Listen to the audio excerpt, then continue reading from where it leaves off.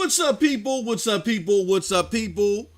We are back. It is SML time, SML podcast number 37. And I'm here with the other host of this great show, my bro project, Storm. Storm, how are you doing today, man? Yo, feeling real good, man. It's Saturday, it's hot. Yeah. I just don't know what the hell I want to do out here besides talk gaming with y'all. So right now we're here. Got a lot to talk about, a whole lot to talk about, man. Absolutely. I mean, hey, there's so much going on, bro, that I don't know if we're gonna have time to cover it yet again, but we got to try our best, man. We here. What's going on with Absolutely. this chat right now, man? Let me just hijack Shout him everything out, real bro. quick, Shout man. him We got out. Christopher Torres in the building. He knows what I'm talking about. It's hot as hell. Ron Chris. Slusher's in the house, man. Rome Yeezy. All right. Project Storm. Can't forget about that dude. King Player saying, what up, Woo. MM2K? All What right. up? Got Stadia Dosage News. G Millie is always in here. Project Kill Gaming is in the house early. Project Kill. Man, I can't keep up with my bro. Can't keep up with him. He's making too many power moves out here, y'all. If I That's told what's y'all up. what Kill gets involved in, you wouldn't believe me. Victor Del Mastro is in the house, man. What's going on to everybody? Victor. Welcome to episode 37. It's time to go. Hey, yo, Storm, it's been a hell of a week, man. I mean, like what we got on the docket today, brother, just today alone. And normally during the summer, people on vacation, they kicking seashells and getting stung by jellyfish. You know what I'm saying? So there's normally not a lot of game and stuff going on. But this week, there was a lot of stuff. Like, for instance, what we got on the docket here, brother? We got the Stadia Pro incentives debate, man. We kind of tackled this a little bit on Thursday or Wednesday, but we're going to really talk about it now because people have been exposed, and we love when people get exposed. Not no nasty way, not no freaky tie-dye van way, but we love when people get exposed. Right. Then, bro, one of your favorite subject matters, we're going to talk about it. That Steam Deck, man. Whoo! Steam Deck, you got to love it. Bro, that just swooped in and just took all the oxygen out of the room, really. You know what I'm saying? We got Netflix that's coming on the gaming scene. And last but certainly not least, we got Xbox wins an NPD finally. I think it's been 37 decades since they won an NPD. And for those of you that don't know what NPD is, that is the North American ranking of game sales. So all the game sales in North America, particularly with consoles and PCs, they rank dollars made, units sold, and stuff like that. And Xbox as a console hadn't sold enough consoles to win a monthly NPD for, I want to say, almost 20 something months. I had shout out Matt Piscatella, who's in charge of that sector of it for NPD, and he didn't respond back with that. But we'll get into that conversation later. But with that said, before we get into today's what you've been playing, Storm, I want to say this. I want to point everyone's attention to my other bros on the opposite side of PNTS. That is broadbandbullies.com. Go to broadbandbullies.com to get some of the latest and greatest gaming news in general, man. Funny stuff, comical stuff, and then, at times we do have those serious discussions, you know what I'm saying? And there was a show a couple days ago that, I'm always making sure that even though I can't be there because of my schedule, I'm always trying to make sure that you guys and gals get an opportunity to check out a lot of the content and go there for the shows. And I'll do a retweet of the shows and stuff like that. And so my bro Z was on hiatus. He had a bunch of stuff going on. So condolences to my bro Z, my mentor. However, he came back and did a show a few days ago, Storm, where they were spoofing your boy. Because that's what we do. We spoof each other. You know what I'm saying? We roast each other. We do this all day. We roast each other in a DM all day. It's crazy. It is funny. But they did a roast show on me as part of the show, and then the rest of the show was some other stuff. But when but opposite of that show, they start off and it's funny when they're roasting me, right? But then I was in there. I was cracking up too. And when, you know what I'm saying?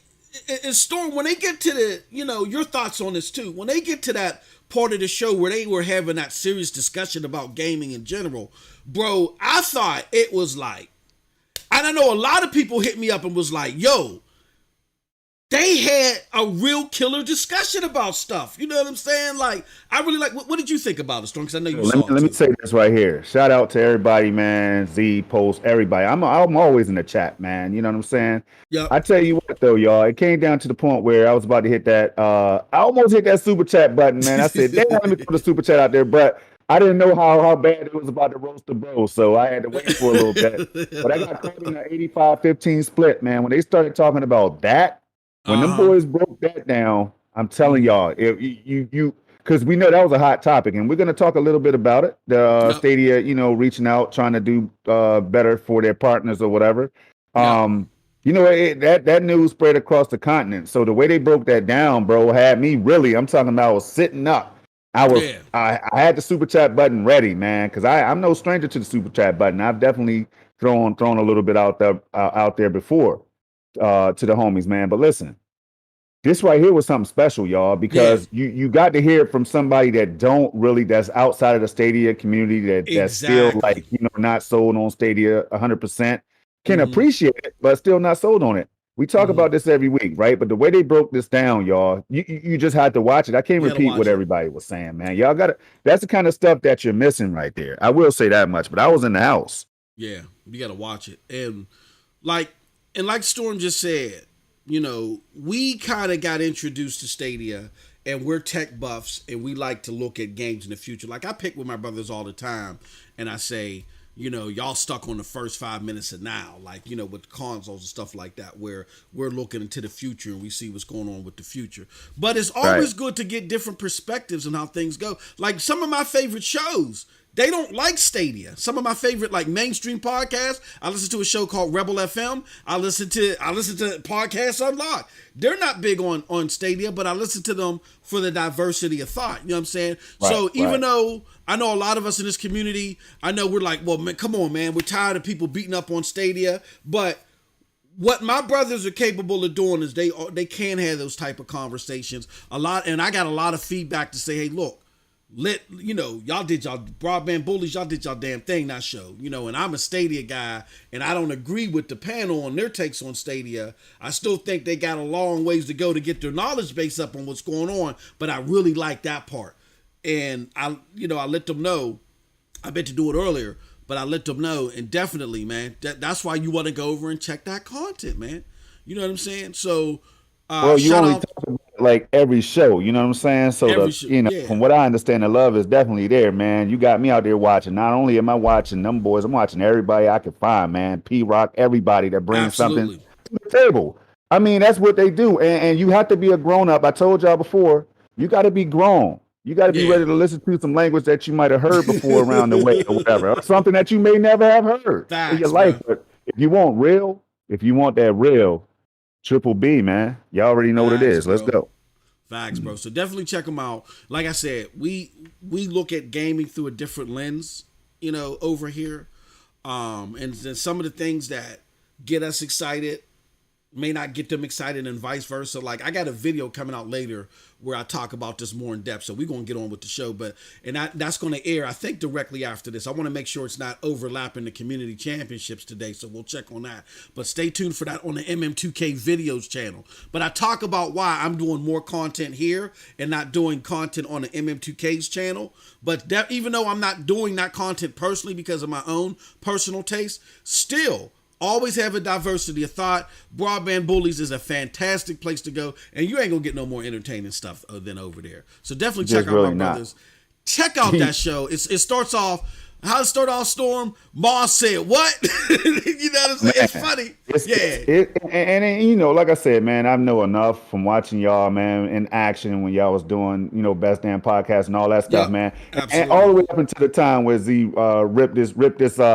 ripped his tank top, man. You know what I mean? Just ripped the t-shirt or whatever, ripped it right off, man. I'm like, damn, this is the kind of stuff you're getting over there. So look, it's all good, man. I enjoy it, and I know you all will too. But look, we got a super chat, I think, in the building, We got a man. bunch of if my brothers is watching, I know Z was joking. He was like, "Yo, Moss left us for $7 in the super chat, and yo, thank y'all for doubling that so far already with the $15." But shout out to my brother Charles Smith Bay.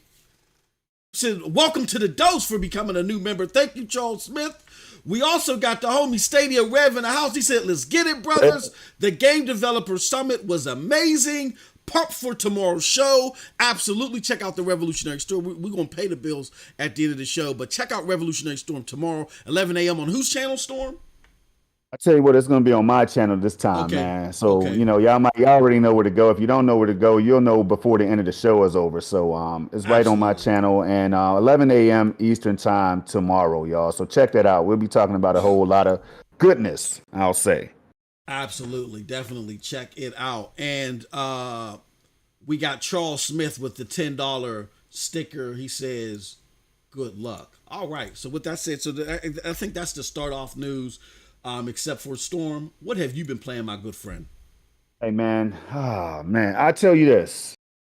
Other than the negative latency stream, I jumped on that Madden. I jumped on that that Dirt 5. I keep Doom Eternal in rotation, man. I can't stop playing Doom Eternal. I'm telling y'all right now, you're gonna get sick with the Doom Eternal content. I'm just letting y'all know right now.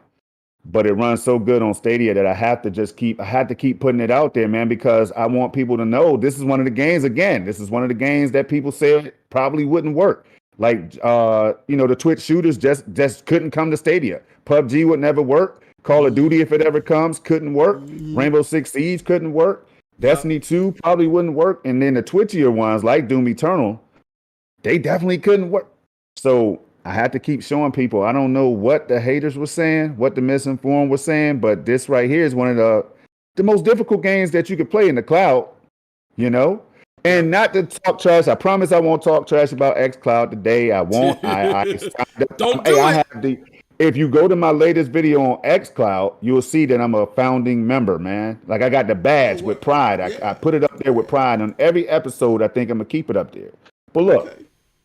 Like xCloud's just not running the game the same way. So what does that mean? Stadia has the secret sauce, but we've been talking about it for a while. No need to go deep into it. But I've been playing so many games, man, trying GTA 5 and just testing out Red Dead Redemption 2 on PC, like with the latest update. Man, like a whole host of games over there, man. I installed like 30 games on my 3 terabyte hard drive, just for the hell of it. So I've been playing a lot of PC games, man, Stadia, mixing it in. And I think that's gonna be my 1-2 punch. The Series X is ready for some playtime too, MM. So I'm all over the place, man. I'll just keep it right there. Word. I do want to let the people know, especially Red. I no longer have the 8K display that I had. I don't have the Samsung Q800T no more. Oh, that is right. Yeah. I don't even have the Q80T because I got something coming up, yo. I got bigger and better things coming up. I'll just say that much. Based on my experience with 8K, I can tell you right now, you want 8K in your life for those who are thinking about it, but you want to try to go save up for 75 inches. I had a 65-inch display. I realized quickly that was a lot of pixels to be packing into that little frame, man, that form factor, right? So I got to go bigger, man, or go home. So stay tuned is all I'll say. Absolutely. All right, with that said, man, y'all be surprised. I actually played a lot of games this weekend, or this week.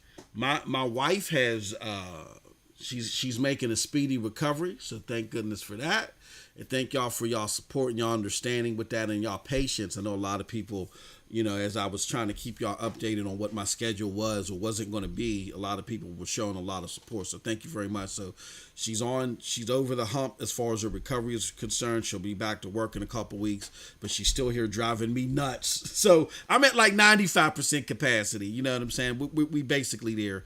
But yesterday, want to see one of the things, and actually I'm liking it better, Storm, that she's not back at work because once we do her rehab real quick and she goes about her business, and that means I don't have to stop what I'm doing to go pick her up from work around 1 o'clock. Because everybody that follows my platform knows that I got to pick my wife up at 1 o'clock every day. I ain't got to do that. So Now I have extra time, to an extra hour or two, maybe 3, to play games. So, bro, I played 2 games of Madden. I played Division, which this show that is going to air, it's going to be a premiere, or going to air on MM2K Videos channel. I'm playing Division in that. I played some Rainbow Six Siege, where I'm going to drop that video later. We played some Outriders. I created a new show off of that called "Are We There Yet?"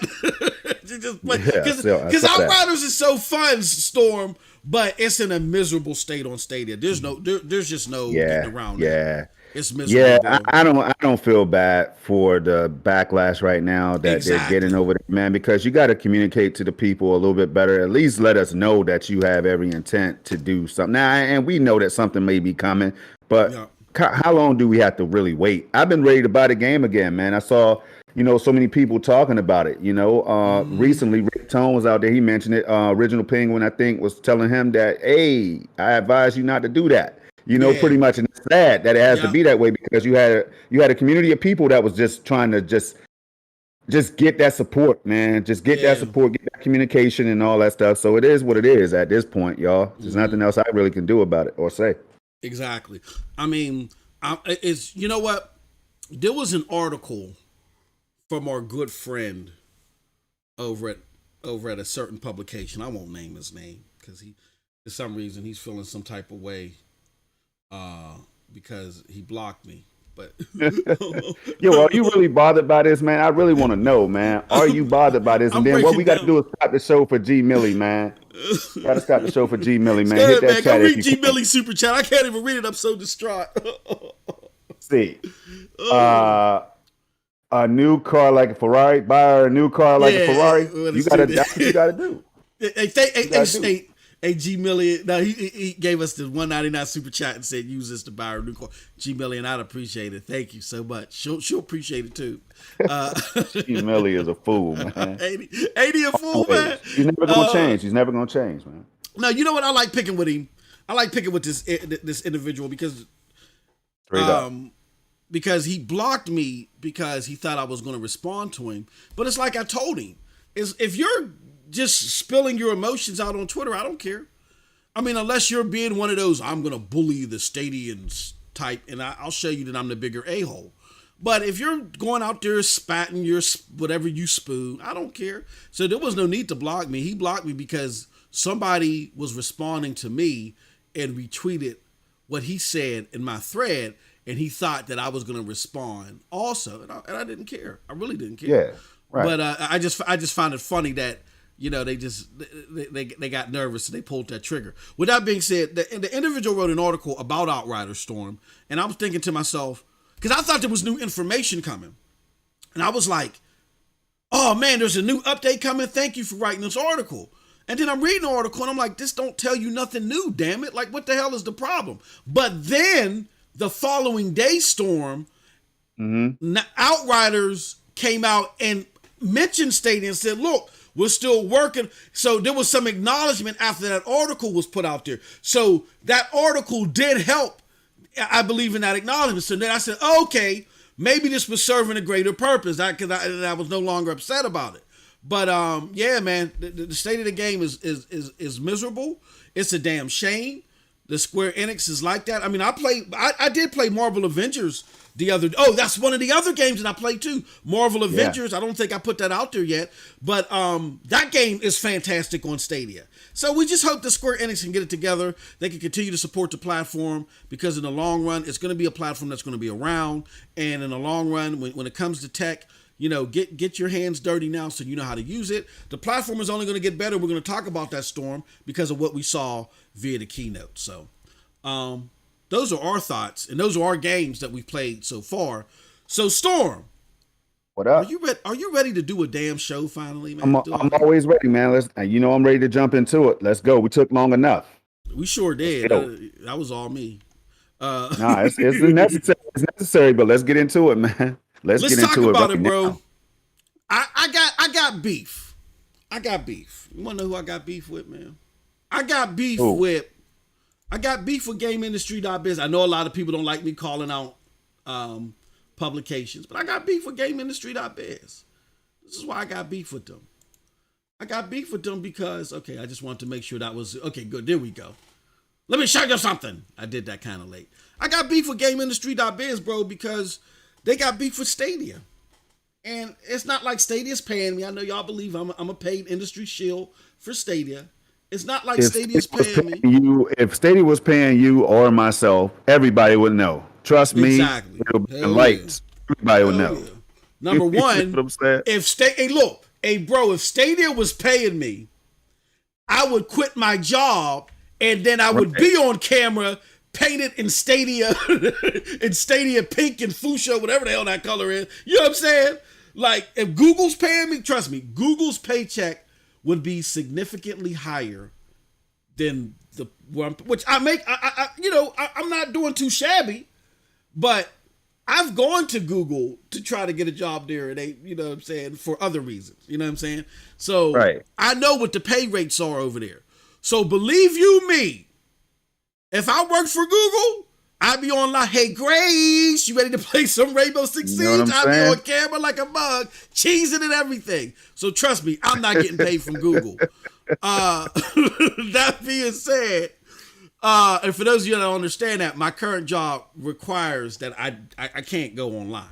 You know what I'm saying? So that's why that's why there ain't no pic or me going live on the camera. But trust me, if Google was paying me, I'd be on there. You know what I'm saying? That being said, Storm, I got beef with GameIndustry.biz. Y'all, you see the article here, y'all. Because GameIndustry.biz, every time they write about Stadia, it's like all the decorum, all the professionalism, all the research that is attributed to this site that made them such a great resource for any other thing else gaming. It's all thrown out the window. It's all conjecture, unresearched stuff. And even when there's positive information here, they find a way to turn it sour. But GameIndustry.biz wrote an article following up on the thing that we're about to talk about, which is the Stadia Pro incentive program that was talked about during the Stadia keynote. First and foremost, Stadia knocked it out of the box with that keynote. Just real quick, Storm, what do you think about the keynote altogether?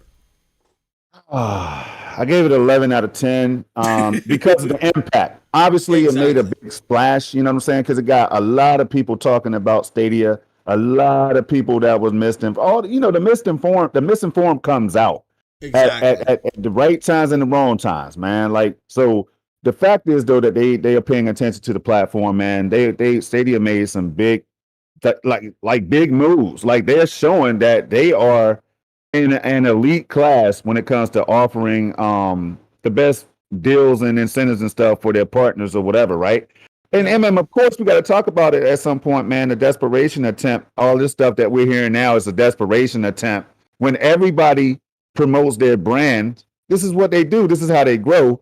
But Stadia can't do it, man. But hey, we'll talk about that, I'm sure. When you bring it up, I'll wait for you to jump into it, and then I'll just give my thoughts on it. But overall, it was a hell of a show. So much information, y'all, that we're not even talking about right now because some of it is just so in depth. As far as like how Stadia works and all this stuff, man, the tech behind it, it's just crazy, just too much.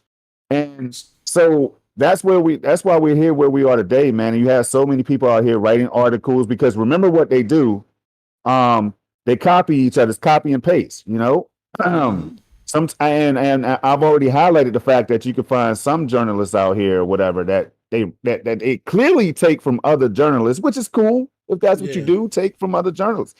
Because it's so, and that was made apparent. Myself and Stadia Revolution, we highlighted that on one of our shows, where you will see like a title that says Stadia finally got Chromecast. That the app finally came to the CC Chromecast with Google TV. Damn it! A short name, man. The CCG, CCG from now on. That's what I'm calling it. Y'all call it what you want. As the CCG, man. Now. So we talk about things like that, and now you're seeing more of it. Like, you're just seeing more of it, man. So I'm not really surprised. I can't even be mad at him, MM2K, because again, I'm trying to get people to understand now, Like, why would people not hate on Stadia? Why would they not hate on Stadia when Stadia's out here doing all the things that it's doing? Like setting the stage up to become the de facto platform or whatever. Like Yep. if that's I told y'all early in the game, right? I told y'all early in the game. Some people were gonna be mad because Stadia came out here performing better than their favorite cloud platform or cloud service, right? So Yep. you're gonna see some of that, man. This is just gonna continue. That's just how it is. That's why we had the console wars right now. And eventually we are going to have the cloud wars. Believe it or not, whether you're ready for it or not, whether you want to see that day or not, the cloud wars are gonna come. So you're just seeing like the makings of some of that good stuff. And it's not even the gamers that's really keeping it going. It's these publications, it's these big YouTubers and everybody that can spread that gossip and that news, all the inaccuracies or whatever, all over the damn globe in a matter of a click. It's them that's going to start the console wars, man. I mean, the cloud wars. So that's it. That's my take on it. So shout out to G Million with the $5 super chat. Shout out to you, brother. So you want my wife to get 2 Ferraris now. I appreciate you. He says if someone blocks someone on router for something that small, they have no.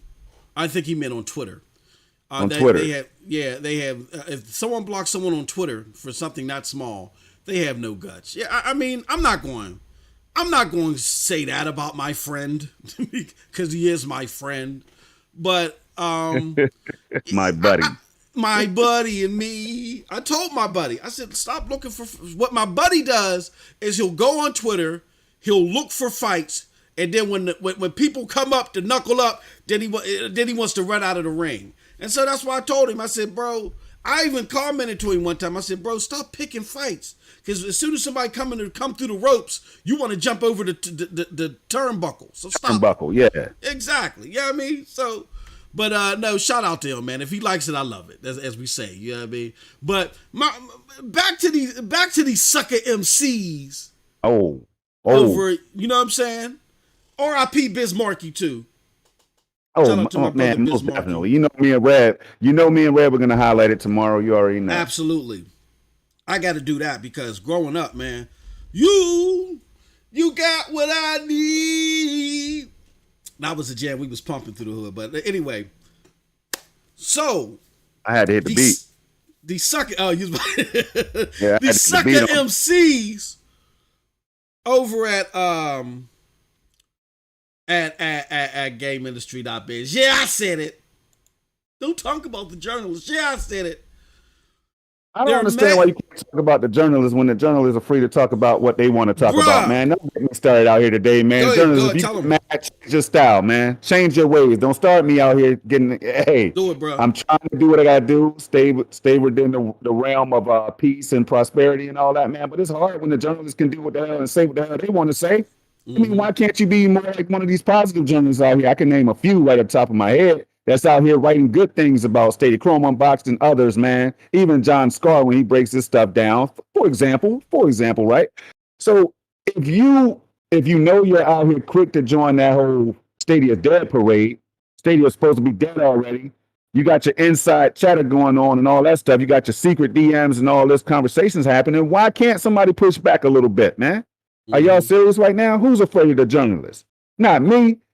Who cares what people think who say y'all need to be nicer to the journalists? Not me. I don't give a damn. I'll tell you straight up. There's nothing you can do or say to me that's going to make me change my mind when I feel like something is dead wrong.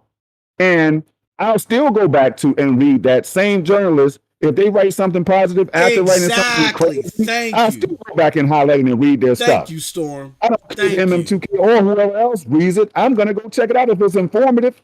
So thank you, Storm. Why don't you take pride in writing things that's not so centered on Stadia hate, the death of Stadia? Or, you know what, Google should have been done this. Google should do this. Stadia's flailing right now, but they did do this. Why do we always have to put the negatives in the SG&E until I die? Why do we have to throw that in there all the damn time, man? Why? Yeah.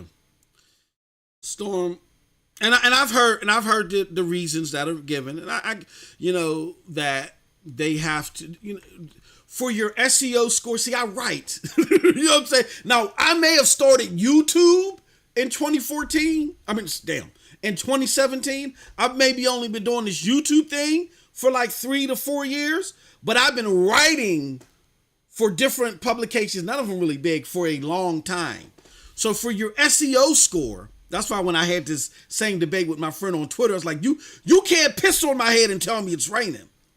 For your SEO score, to get if you're writing through WordPress or if you're trying to get Google search or whatever to put your result up at the top, there are certain things that you got to put in there. Like you do want to put in there links to more recent articles that have a high number of clicks that are related to the subject matter that you're talking about. So technically, yes, there is a reason why they're putting SG&E in here. But here's the problem with that, Storm. And we talked about this before we went live on air. I write for Broadband Bullies. So when I write for Broadband Bullies, of course, because I'm a Stadia enthusiast, most of my stuff is positive. But it's of the highest ranking stuff on the website, and we cover Xbox Play, we cover it all. But when I hit that Stadia stuff, because it's full of detail and information, like when I interviewed Clive Linden and we talked about the keynote that Strauss Zelnick game from 2K that everybody misconstrued. That hit high. That was one of the highest things on the website. When I did the Stadia Corner talking about Generation 2.0 of Stadia, that hit high. There's a variety, and shout out to the brother Brian Chappelle. He hit this right on the nail.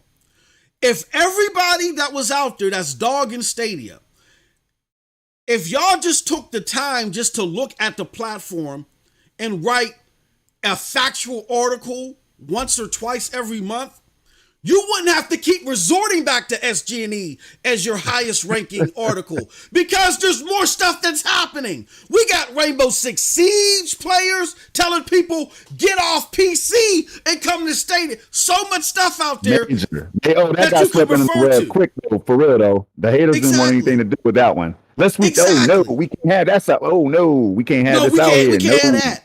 We can't have that. Y'all, they have no other choice but to go back to SG&E because there's nothing else in between. You see what I'm saying? So I love them though. I love them. From a technical aspect, that's true. But from an integrity aspect, it makes it even worse. So my issue with GameIndustry.biz is that even though there was this hoopla storm about the Stadia Pro incentive, which people got wrong, they're making it seem like that Stadia is now primarily paying devs through a click and play model. If that ain't the most ridiculous stuff that I heard. But instead, what Stadia is doing is they're adding an extra layer of incentive. They're saying, look, not only are you going to get paid from us for a la carte purchases, not only are you going to get paid from us from DLC purchases, and packs and all whatever and accessories and stuff like that. Not only are we going to pay you up front if you put Stadia Pro on our platform, but we're going to do 3 additional things. Number one, which is more immediate, on top of paying you a fee for putting your game on Stadia Pro, we're going to do profit sharing. Meaning, if you're the reason why a lot of people came to Stadia Pro, we're going to split up to 70% of that profit with you. Then, when it comes back to the other purchases, we're not doing a 70-30 split or whatever it is. We're now going to do 85-15. And this click to play thing, if you help provide us data and show us where we're going up and going down by utilizing click to play when it comes to your game, say, hey, look, you can play Resident Evil 8 right now on Stadia with no brand new console. If you utilize this more and a whole bunch of people use it, we're going to get, and they sign up for Stadia Pro, we're going to give you $10 per person. How is that a negative thing? But when you read this article right here, Storm, they don't really tell you about that, even though that's what they're trying to clear up in the article. But I will tell you one thing that they did say in the article. They said this: the continued promotion of these features, the new wave of incentives to get more developers on board as pro partners, and that 85-15 revenue share lasting until 2023 suggests that the perceived inevitable failure of Stadia might not be as imminent as some people think. So with that said, I'm turning it over to my brother Storm because I gotta grab some water real quick. But Storm, what do you think about this whole debacle? What do you think about the game industry.biz hate? And what do you think about, even though they're salty in this article, they still had to admit that? I'm going to be right back. Yeah, well, see, y'all, somehow, Stadia just became the thing to hate.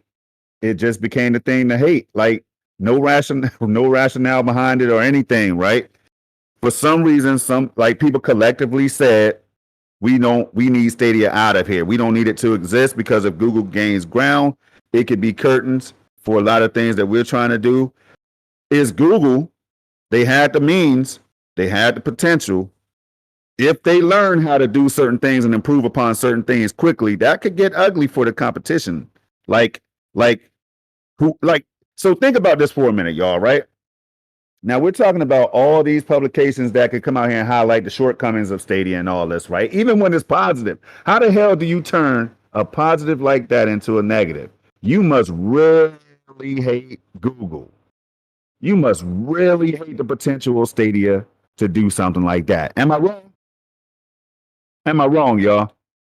Like, this is how so the people that's spreading this stuff and writing this stuff, right? They have to sit back and think at some point after they've written up these fancy articles and all that stuff, and they drop them out there. They laugh. I'm sure they sit back and laugh like, this is going to get the stadiums going. I'm sure it will. But then at some point, you got to sit back and realize, like, damn, what about all the positive things Stadia is doing?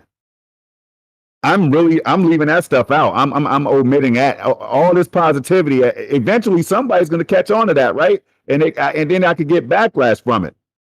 Like, I don't know, y'all. I just wouldn't conduct myself like that. You know, if I was a journalist and all that, I that's just not how I would operate. You know. But on the flip side, though, what MM just highlighted about like the positives about this whole thing, like, that's easy for a lot of people to see, like especially those with common sense who actually use their brain to put one and one together on certain things. Like, they say Stadia is not, Google's not behind Stadia. Google said, yes, we're definitely behind Stadia. In fact, we're going to get Alan Hearn to come out here and tell y'all, believe it if you want to, but we don't have to keep telling you. We're going to show you. Not only are we going to show you, we're gonna make it as transparent as we can. We're gonna give you that roadmap without calling it a roadmap. We're gonna do all these great things. We're gonna roll Stadia out in more territories in the future.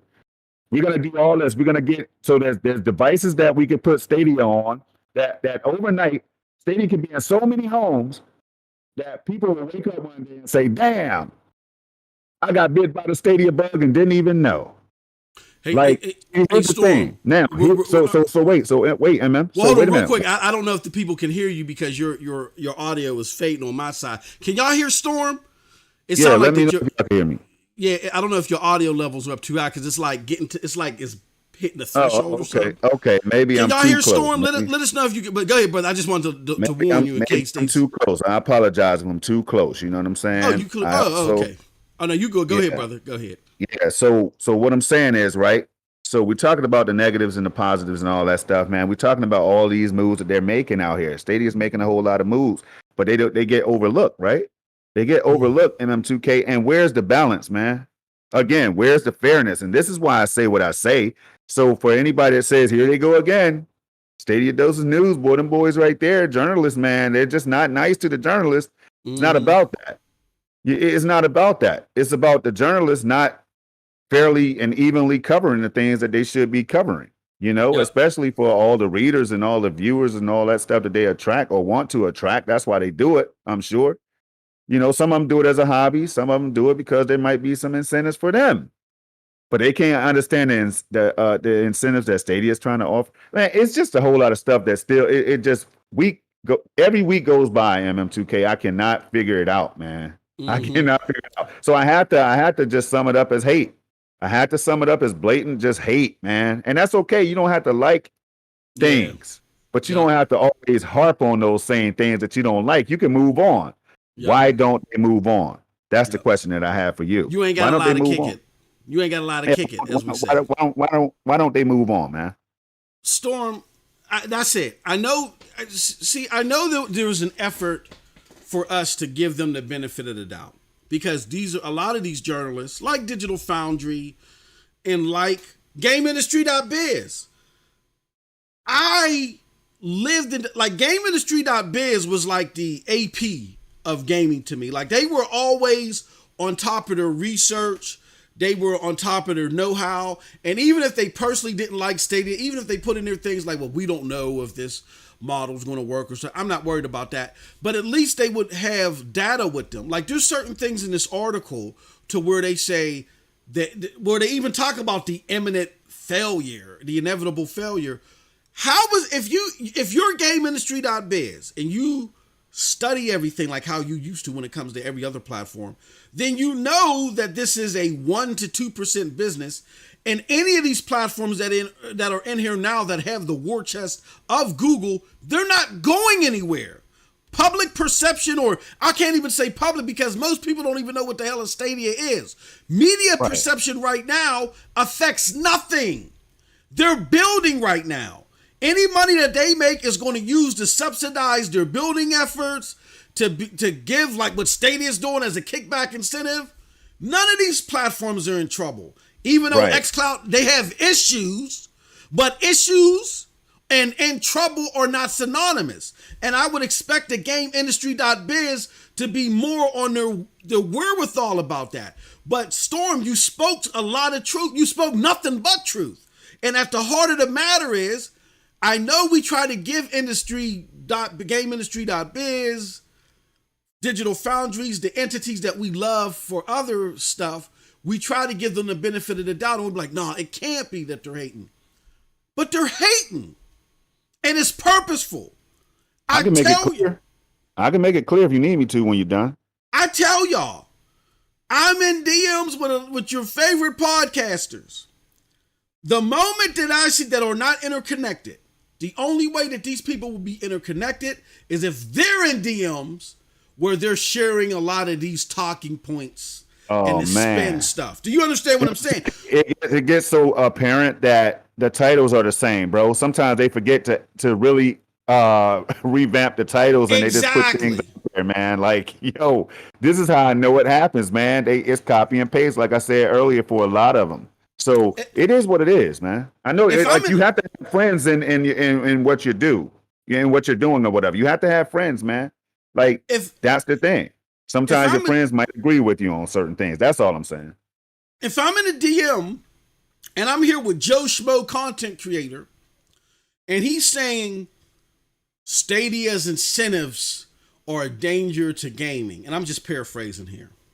And they're dropping that in the DMs, and and they're because we do things like where we put information in places to share it with other people for receipts, right?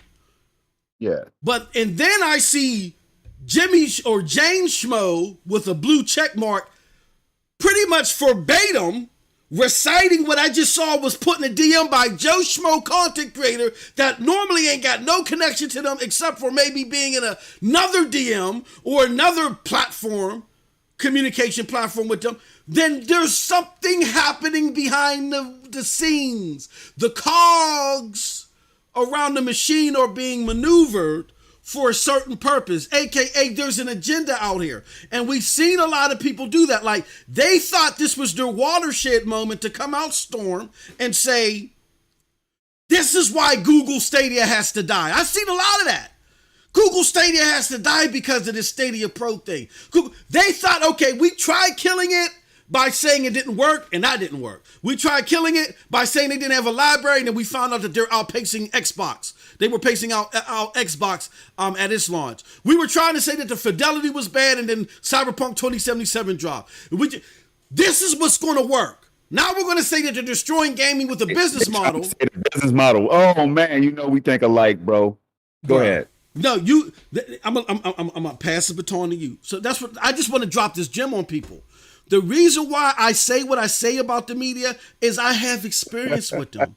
Some of these weirdos out there in the media, they've tried to the aforementioned broadband bullies. Me and Next Gen talk about this all the time. There's a particular journalist that y'all love out there, world renowned. That when they were small fries and they would try to hit up Z with information, they had this weirdo agenda.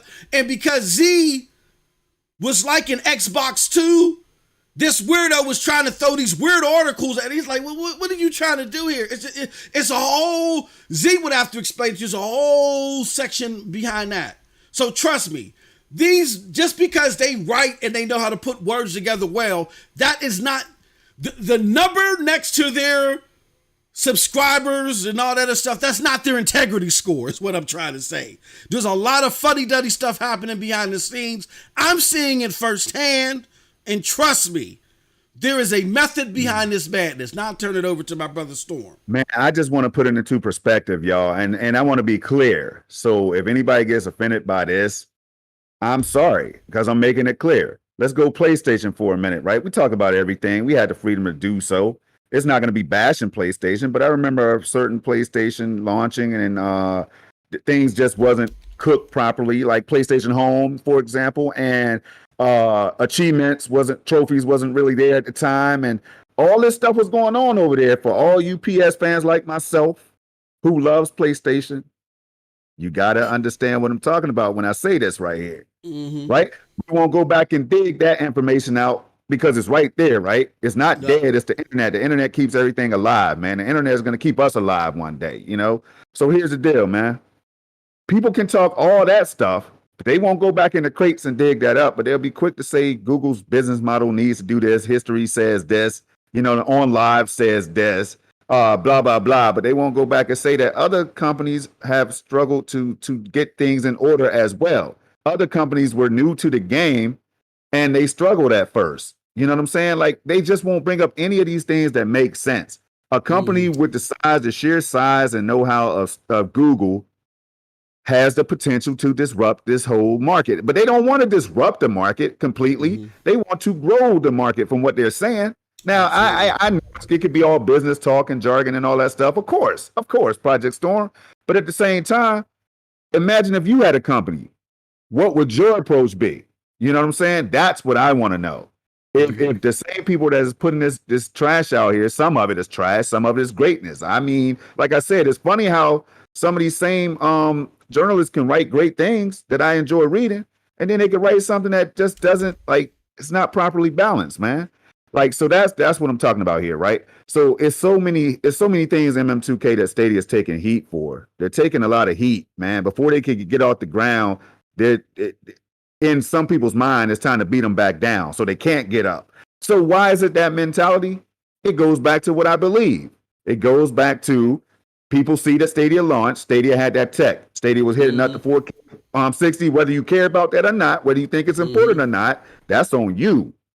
But to a hater will say, "Damn, gosh, this thing really works. It might really take off one day if we're not careful. If we don't beat it down to the ground, it might just take off." We can't have that. We can't have that with this kind of technology. That's how haters think. Yeah. You know what I'm saying? That's what they think, man. If they didn't think that way, they wouldn't write. They wouldn't take the time or the energy or the effort to put something. Why would you write about a platform that's dead, man? Exactly. Hold on, let me sit up in my chair. Hold on, let me sit up in my chair real quick, man. Hit the like button. To all journalists out there, I have a question for thee. For a platform that's 6 feet under, probably 185 million feet under the way Stadia gets dragged at times, the hell am I going to write about that for? Why don't I talk about the grand other platforms that's doing major things, like hitting 10 million plus and 23 million plus and all of this good stuff? Like, why not just talk about all the positive things about that, man? Because it's cool. I know the answer, y'all. I know the answer. Because it's cool to drag Google and Stadia. It is just a cool thing to do. But since that's the cool thing to do, you're going to get this work. when you get that work, don't be blocking my bro. Don't, you can block me all you want. It don't matter. I just don't want to. I won't share your stuff no more. I won't tell my colleagues at work.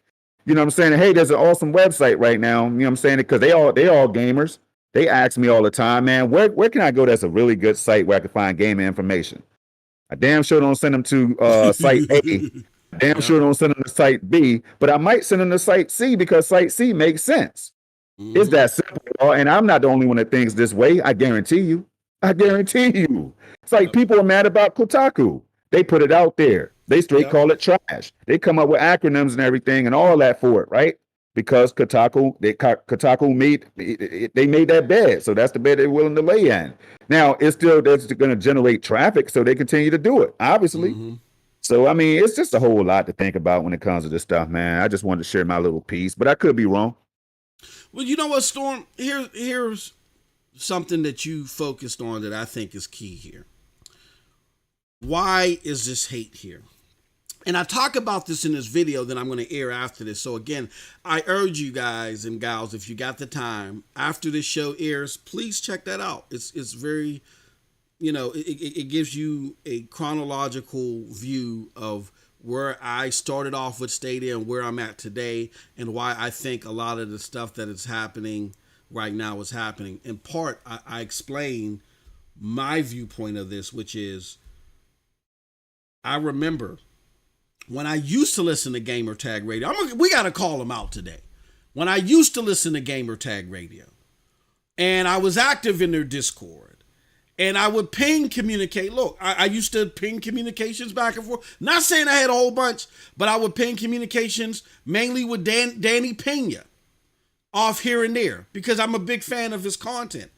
Didn't realize that Danny, though, I found out in a subsequent conversation later, Storm, that Danny was hating on my bro Next Gen 720 and them when him, Mooch, and Crap Gamer were part of BGST, and Mooch had did the Green Lives Matter campaign where it was about Titanfall 2, nonetheless. But I didn't even know that. I didn't know that. I found that out later. With that being said, I was a big fan. I've been watching Gamer Tag Radio for a long time. Been a big fan of their content. Talked to Pete Rock a little bit in the Discord or whatever. Talked to Paris Lily a little bit in the Discord. I'm not saying I had special access to them. You had the same access that you would if you were part of the Discord, except for that I did communicate a little bit more with Danny because a lot of my streams were based upon stuff that they were doing on the show, and I would go and get his permission. Bro, is it okay if I use this? And he would say, as long as you shout us out, I'm with it. I said, okay, cool. So fast forward, I'm there with Danny, particularly Paris at this time, who's excited about Google Stadia, and other people, other content creators, other YouTubers who are excited about Google Stadia. Why? Because they make this wild assumption, and we're guilty of it too. We did it at Broadband Bullies 2, Storm. We made this wild assumption that Google Stadia was just going to be a better version of Game Pass. We thought that Google was going to throw a bunch of money at these developers and overnight whip up ports of our favorite games and have it sitting in the subscription service for $10. That's what we thought. You can go to our Broadband Bully shows back then when we did that. You can go to the GTRs and all the other shows where they talk like that. And why did we come up with that wild assumption, Storm? Because we didn't ask the tough questions. Now, me and my brother Z and my brother J-Dub, we ain't got access to Google. We didn't have access to Google then. We didn't. But a Gamer Tag Radio did. And what did they do? They didn't do what did one person do? Paris Lily. They didn't do the research. They made this wild assumption, trying to be the next Michael Pachter, that made a wild assumption and something hit the wall and stuck, that Google was going to do the subscription model, and they were dead wrong. And when finally somebody did their research as a content creator or as a journalist and finally asked Google, well, what is your business model? And Google finally said, well, it's this. It's Stadia Pros like Xbox Live Gold and PlayStation Plus. The whole world was shooketh, Storm. Oh my God. Well, we don't understand it. This is a stream thing. There's no box here. Well, we got to remember, I I don't forget it because I was creating content at the time. At that time, content creators were on this wild run to make predictions. Xbox is going to do this. PlayStation is going to do this. I remember that, man. Shout out to Crap and all these other ones. I used to watch these guys, so I know what you're talking about. That's all. Exactly, bro. Like, they used to make all these wild predictions because that was the thing. That was your golden parachute. If you made a prediction and it happened to be right, then you were considered an insider. You know what I'm saying? Like that was the year of 2019 was the year of the insider. Now, a lot of them have been exposed since then, but 2019 was the year of everybody was an insider. And when it came to Google, Google can't be doing anything but coming out with a game. Why would they be dropping this at the end of the year? But what they should have done, Storm, is they should have done this. They should have read the interview that I got on the screen right now that Richard Ledbetter had with Maj Bakar and Phil Harrison, and they would have understood what the hell was going on. But they didn't want to do that. That interview was in March. We had people in April and May still making these wild predictions about Google Stadia,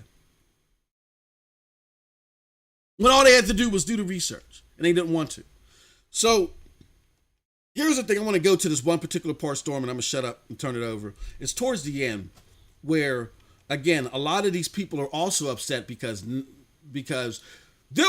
is a subsect. See, here's what happened. There were people that were excited about Stadia because they thought it was going to be a better Game Pass. And y'all got to remember, at this time, and a lot of y'all don't realize this because maybe y'all came in and back into this whole gaming social media thing in 2020. But in early 2019, Game Pass was still a hard sell. People couldn't give away Game Pass. I remember we had Game Pass codes over at Broadband Bullies, and we couldn't give them away. Nobody wanted Game Pass. So when they heard Google was coming into the arena, they thought that Stadia was going to be a better version of Game Pass, around the same price. So you had that group, but then you had a group that was never that they were excited about Google getting in because they didn't like Xbox and they thought they wanted somebody to bump Xbox out, but they thought that Stadia was going to be a hybrid service. They thought it was going to be part cloud and part of box. If y'all remember, go look up Google Stadia console and you'll see images right now of boxes that are out there. Matter of fact, I'll do it right now. I'll show y'all. Google Stadia console. Let's see if something will pop up. Let me go to images. Or they had, where was the concept consoles at? I might have to go back. Oh, here goes the concept of the controller. Let me see if I can find. Go and reset your search. I don't want to take up the whole show doing it, but reset your search for Google Stadia console and do it like make the end date 2019. And you'll see all the different mock-ups of the Google Stadia console. Let me put up the word mock-up here. See if it'll come up there. People here goes remember that controller? This was the controller that the Stadia was supposed to be, that was false. Then where's the, let me see if I can find. That's what you're going to have to do. You're going to have to make the end date 2019, and you'll see all these mock-ups of controllers and consoles that people thought Google Stadia was going to be. They had it all wrong. So when they tried to predict what was going on with Stadia, and it was wrong, they got mad at Stadia. So you had a culmination of the group that wanted it to be a better Game Pass, a group that wanted it to be a hybrid with a console, that joined forces and said, oh no, this ain't going to work. Because they didn't do their homework. Now, I do give Stadia some culpability in this. They saw this fervor growing as far as positive thinking towards the platform, but it was based off of wrong assumptions, and they didn't say anything. I mean, they didn't say, yeah, you're right, but they didn't say anything against it. What did they do, Storm? They opened up pre-orders. You know what I'm saying? Yeah, they did. And why did they do that? See, there's the wrong assumption that they did that because they felt like that they had to excel now. No, it's a 2% business. It's going to be a few years before it becomes mainstream. But they were trying to shorten that time period. That's it. You can't blame them for doing that, just like you can't blame Xbox for trying to sell people on, yeah, when we upgrade these Xbox Series X server blades and getting everybody to think that it was 4K, and Xbox didn't say anything. They didn't say anything. They just let y'all believe it. And then when they released it, what was it, Storm? 1080p 60. A miserable 1080p 60. Yes, sir. And go ahead, because when you I was just going to say, and they were trying to leapfrog that 7 to 8. You can't blame these businesses, even though, well, you can blame them, but that's what they were trying to do. These businesses are businesses, and they're always going to be businesses. None of them are necessarily your friends. And if they feel like they can leapfrog expectations or projections, they're going to try it. Google tried it, and that attempt didn't work. Xbox tried it and that attempt didn't work. But it doesn't mean that cloud gaming is dead. They have the facts and analysts data in front of them. This is not going to blow up until 2028, 2029.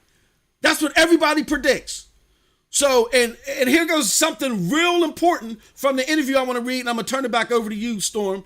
If I can find it. Now, don't read it yet, because what we got to read is the homie Matthew Ashcroft right here with the $5 Canadian. You know what I'm saying? Yep. Says it's the same as people assuming there would be a Switch Pro and getting mad at Nintendo for not delivering what we never promised. Yes, sir. Yes, sir. But go ahead, though, man. Quotable. Thank you for reading that, Storm. Hell of a point. Hell of a point. People, and we do it in the Stadia community. Remember, Apex Legends is coming out, and that Pro, that Stadia Connect, and when it didn't come out, oh, Stadia, what the hell's wrong with you? They never said it was coming. We were building that. And when it wasn't the Netflix of gaming, oh man, that was really it. Come on. So here's what I want to read again to the people that misunderstand what cloud gaming is about, because y'all got it all wrong. Richard Ledbetter asked Phil Harrison, March 2019, mind you, before it even launches. Do you think local gaming and traditional console model is the beginning of the end? Phil Harrison says, it's not for me to say. I mean, I think there is a new way to develop games, a new way to discover games, and a new way to enjoy games because of Stadia. We have significant aspirations for the future, and we want to get a very substantial scale. It's not going to happen overnight. And we are completely respectful of everything that has come before us in the industry that's got us to this point. We want the whole industry to be successful. Man. And we want the whole industry to grow. No, you did not highlight this right here coming from Stadia's mouth, man, from Phil Harrison himself, who don't talk that much, who people want to see more of. But damn, he had a whole lot to say. And there's more little pieces like this around, man. All you had to do is look for them, y'all. That's all you got to do. That's all you got to do. So again, all of y'all that believe that if Stadia or xCloud or even GFN, if they don't win the hearts and minds of everybody tonight, they're dead. You are wrong. Straight wrong. Stop following the idiots. And this is why we can comfortably say what we say about the people that are wrong. Some of them just happen to be journalists, y'all. We don't hate the journalists. We praise the ones who just drop that even when they disagree about certain things and they're unsure about Stadia's future and things like that. You don't have to come out here like, yo, I told y'all I was going to die, because see, that'd be they already had that article already printed, man. It's ready to go. It's dead. Finally, let's dance. Come on, we're having a block party right now on 8th. You know what I mean? On 8th Street. They're going to shut the whole thing down. We're going to have free drinks on us, man. Stadia's dead. That's what it's going to be like. I'm telling y'all, if it were to ever happen, you will definitely see some of that. Guaranteed. Because they follow the wrong people that tell them the wrong things, instead of, like we said, Storm, looking for the truth. And you're listening to content creators and publications that their sole purpose is for you to click on their content. So however they can get you to do that, they're going to do it. Okay? Yes, sir. That doesn't mean that they're telling you the truth. Again, the number of subscribers next to their name is not their integrity score. It's just the number of subscribers. Stop listening to the idiot herd. You're right, man. But see, they get mad at us, man, and others out here that's just promoting stuff like this right here on our screen, and we're telling them constantly, Don't listen to me and MM2K. Listen to Phil Harrison and Maj Bakar and Shannon Stetsy at the time, who was around, and all of them talking great things, man, about Stadia. You know what I'm saying? Listen to them. They would know, you know? So it just comes down to a lot of different things, man. Some people don't believe because they have to be right about the Google graveyard and all that stuff. They have to be right. Their integrity is on the line. You talk about integrity. It's on the line, bro. It's on the line. So they've already bet against Google Stadia. How are you going to come back? And this is what I warn people. I say, yo, please be careful. Because that day when you tell all these people that Google Stadia is dead, it's just not going to work. It's going to be laggy and all that stuff. And that day comes when more gamers start getting it in their hands. Like right now, somebody just signed up for Stadia, guaranteed. Right now. Right now. And a 2 to 1,500 a day, Storm, at least. And the proof is in the pudding, man. It's right there for y'all to go see. Just go out there. Go to the places where you can find Stadians at. Have conversations with these Stadians. Pull us in for interviews. Like, do that. Ask us why we rock with the platform. Why we think it's going to be appealing to many. Now, I want to go back and highlight something in this paragraph, man, right? Yep. He says, now I can't see a part of it because it's blocked. My name is blocking it right now. I mean, the chat over there. Let me move it. Yeah. Let me move that. So, okay. But it's the part where it says we have, right? They're starting for the third sentence, right? Where it says we have aspirations or whatever for the future. And we want to get it to a very substantial scale. I keep telling people that Stadia, while you're laughing out here and digging the grave and everything, they're preparing to take over the damn world. You know what I'm saying? So you just dug a nice little hole, but you're going to have Stadia all around you if you're not careful. That's what I'm trying to get. I'm trying to caution people, man. I'm trying to get them to think about it the other way as well.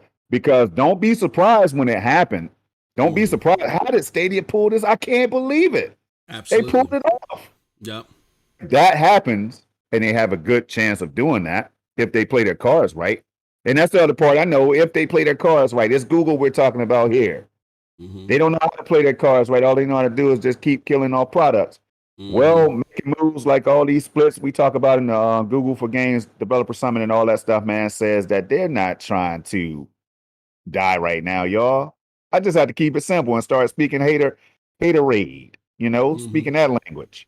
Like, they're not trying to die right now. They understand that this cloud thing is, like MM2K says all the time, 2 to 4% business or whatever the case is. By 2023, we'll see what those numbers are looking like. And then 2030, we'll see, right? But I'll tell you what, one thing I do know, y'all, right? And then I'll shut up. One thing I know for a fact is that Microsoft jumped in this thing for a very good reason. Amazon jumped in this thing. I want y'all to stay with me now for a very good reason, right? Sony has dabbled into it already because they can see the potential of it. If not, they wouldn't even try to get cloud off the ground in the first damn place, right? Okay. All right. Now you got Netflix, Walmart, and others out here talking about getting into this cloud space, man. You got GeForce Now and Shadow and everybody else, man. So you know that it's going to happen at some point. It's just going to happen. Cloud gaming is just going to be around, man. It's just going to be there. It's going to a lot of people are going to be playing on multiple devices. That's why all these companies are focused on billions of gamers now. Like, how do you skip hundreds of millions and then you go right to billions? Well, it's because of the cloud, man. That's what's going to make it possible. And that rubs a lot of people the wrong way, man. So I just wanted to throw it out there, yeah, man. So they're going to try Storm in the future when they see all of these cloud platforms still around 4 or 5 years from now. And they're going to say, how did this happen? And you're not, or they just simply got better and they lucked out. And that's not going to work. Why is it not going to work? So in other words, you're going to try this, which is what Stadia, GameIndustry.biz, or as my good friend Charles Oran, the postmaster, put in here, GameIndustry.bias. You know what I'm saying? You're going to try this. The continued promotion of these features, the new wave of incentives to get more developers on board as pro partners, and the 85-15 revenue share lasting until 2023 suggests that the perceived inevitable failure of Stadia might not be as imminent as some people think. You're going to try that But here's the problem, GameIndustry.biz or GameIndustry.bias. This has been out there since March 2019. How did I, a crazy guy that can't even show his face on camera, that spits it to a pop filter, find this? How can my brother that's dropping 85,000 video game segments a day, how we find this? But you, GameIndustry.biz, that sounds like something prominent. You can't find this data? You can't find this info? It's because they know that people are not going to research, so they can throw anything out there and hope it sticks, man. Come on now, we know the real reason. Which equals Storm, can you say that again for the people in the back? It's because they know that they can throw it out there because there's people that's not going to take the time to research, so they throw it out there and hope it sticks. Thank you. That has to be facts, right? It has to be facts. Why else would they do it, man? Now, some of them, I will say, some of them do put out like the positives and everything. So that's that balance I'm talking about. Remember, y'all, if you just tuned in, it's not bash the GameIndustry.biz or any of these other sites or publications or whatever, right? It's not about that. Never has been. Yep. It's about just holding them accountable. Now, if I go back and research, and they've been doing a lot of positive talk on Stadia and stuff like that, MM2K, I'm gonna have to come back and let the people know. Look, next episode on my channel, I'm gonna start the show by saying, "Look, man, we were wrong on this one right here." They have been heavily in favor of the positive moves that Stadia is making. I'm not against that, but if I'm wrong, they do the same thing by not vetting, not researching, not finding the facts first before they put it out there, y'all. This is what this is all about. You know what I'm saying? So we wouldn't be wrong if we did mess up, MM2K, if we did. Because at least we're looking for research. We're looking for the answers and all that stuff. Because we want the people to know the truth. So it's that simple for me, man. I'm sitting back today. I'm not even gonna lie to y'all, man. I got, my wife brought me some food right here. I've been munching or whatever, nibbling and all that stuff, listening to my brother MM2K break it down, reading the chat. I'm feeling good right now, man. I'm not even going to get hype. I'm not going to get upset or anything like that today. It's just, I just keep scratching my head because I just don't see why people don't call out these 80 million plus devices in people's home and more on the way with LG TVs, those beautiful OLEDs. Soon you're going to be playing Stadia on your 77-inch G1, G10, C10, whatever. Beautiful, native Stadia. Right, baked right into the TVs, man. So it's so much going on, bro.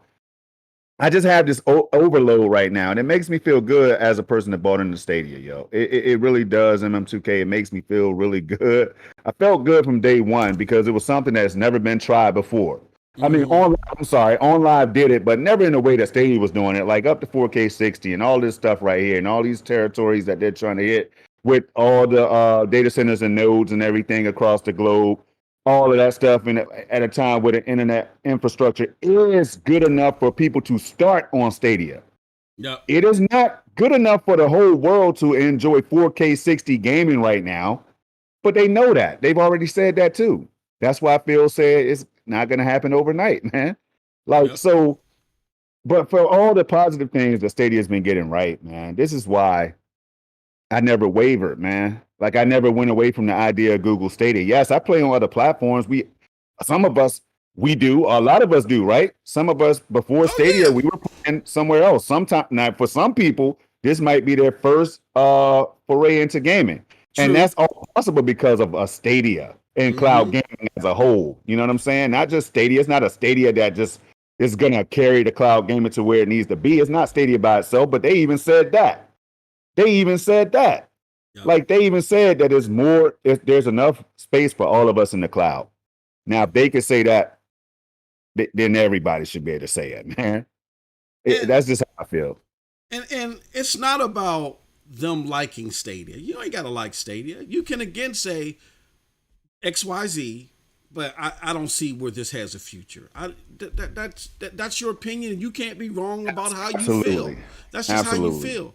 The problem is that when you want people to follow what you feel so badly that you caveat, distort, or just straight up lie. And we're seeing those three prominent pillars happening with entities that we normally don't see that with. Then you can't assess anything else but an agenda out here. I've been gaming for 30, now I'm taking this from my brother of Stadia because I used to say 30 plus years, but then I had to calculate the math. I've been gaming for over 35 years. And I've never, and in those 35 years, I've been getting Nintendo Power. Every single game magazine that has ever existed, it was in my household. That's how much of a gaming nerd that I was. It started with my uncle. He got me into gaming and electronics and stuff like that. My cousins and my brother, we're just big gaming and electronic nerds like that. In my 35 plus years of gaming, being a consumer, actually writing for publications and now creating content, I have never seen a platform so distorted, so caveated, and so lied about like I do with Stadia. And these are from sources that I've trusted. It was so bad that before I got the platform, y'all, and I told y'all the story, I almost returned it. I tried to cancel my order. You see how things work? I tried to cancel my order, and they had just shipped my unit out, it was in a part of the process where I couldn't cancel it.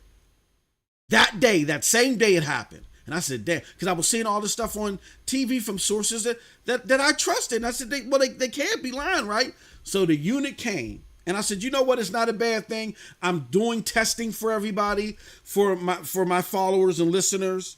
Those from the MM2K videos channel, y'all know what I'm talking about. So I got the platform in my house. I remember because I was looking, pulling off data just to see how things were working in chronological order for myself. And I remember a chat that I had with my brother Z and my brother Nethos, and I was like, man, I don't know about this, man. And streaming 4K 60 on my data cap is going to kill it. I was all pessimistic, right? But then I got it in my home. I got it in my home storm and chat.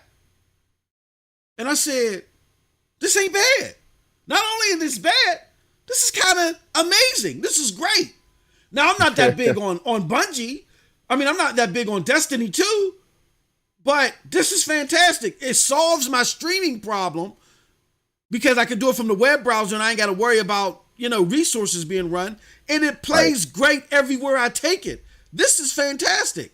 But I was only using it in tidbits because the only game that was on there that I really cared about was Destiny 2. And I only cared about that a little bit. But then Borderlands came out, Ghost Recon Breakpoint, and then games started coming little by little. And then I said, and then the magic, the full then the Division 2 came out. And then the full magic of this platform started to overtake me. And I said, you know what? This is the future. The future ain't right now. The future may not even be next year. It's several years down the road. This is the future, but it doesn't mean it's the only future. Like Phil Harrison says, right here, I'll show you guys again. He says, it's not for me to say as far as his console model is done. He says, we are completely respectful of everything that has come before us in the industry that's got us to this point. We want the whole industry to be successful. So when the people in the know say this is the future, they mean this is the future of gaming as far as your options are concerned and what you may see the majority of people go to once it reaches its apex. It's not the only future. If you want your dedicated devices, trust me, they'll still be around. And Stream Deck shows that there's still a fervor for dedicated devices. We're going to get to that. Or Steam Deck. But listen to the people in the know. Dump these sources that don't know what the hell they're talking about, because they're only taking you down a path where you guys look just as crazy as you did in 2013. Oh, DRM is unacceptable. Gamers will never accept it. And here in 2021, y'all done flocked to DRM like flies on shit. I'm sorry, I had to swear. I had to say it. Had to say it. Y'all buying PlayStation 5 digitals, Xbox Series S's like there is no tomorrow. So stop the BS. It's just going to take some time. The same thing with cloud gaming. With that, I digress. I turn it back to my brother.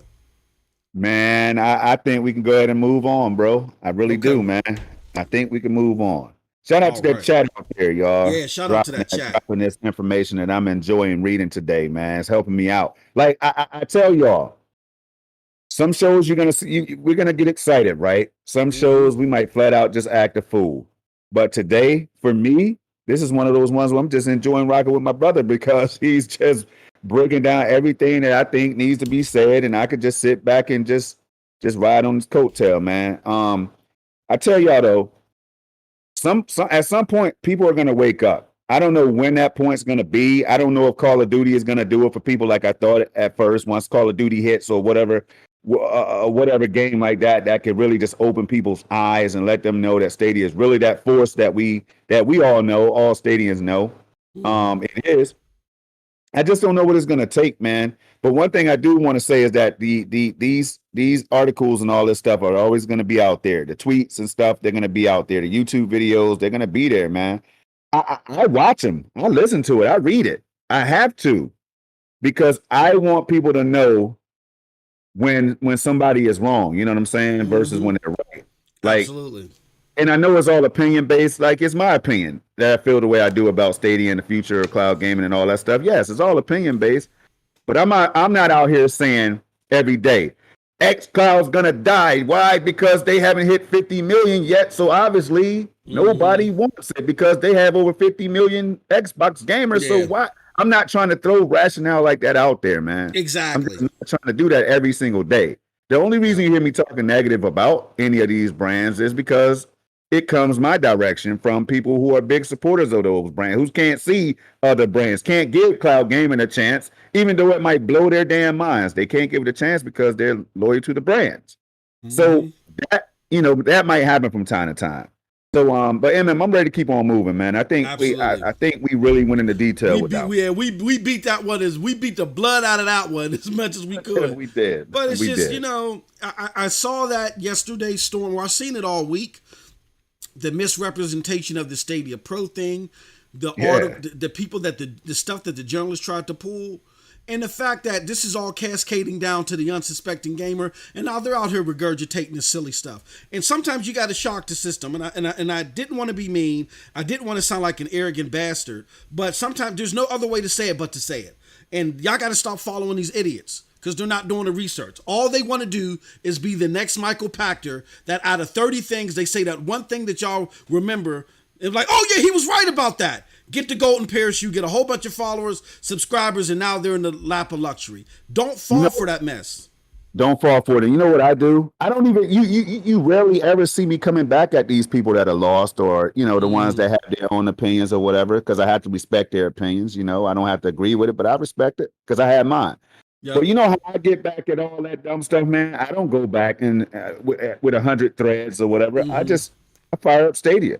And then I put Stadia against the world's most powerful console, 12 teraflops. And then I put Stadia against my gaming PC as far as performance and reliability and all that. Not graphics. Yes. Because not right now. Stadia is not ready to take over in the graphics department for all of us who want to see that yet. Not yet. But it's on the way because of games like Doom Eternal and all that. I want to throw that in, right?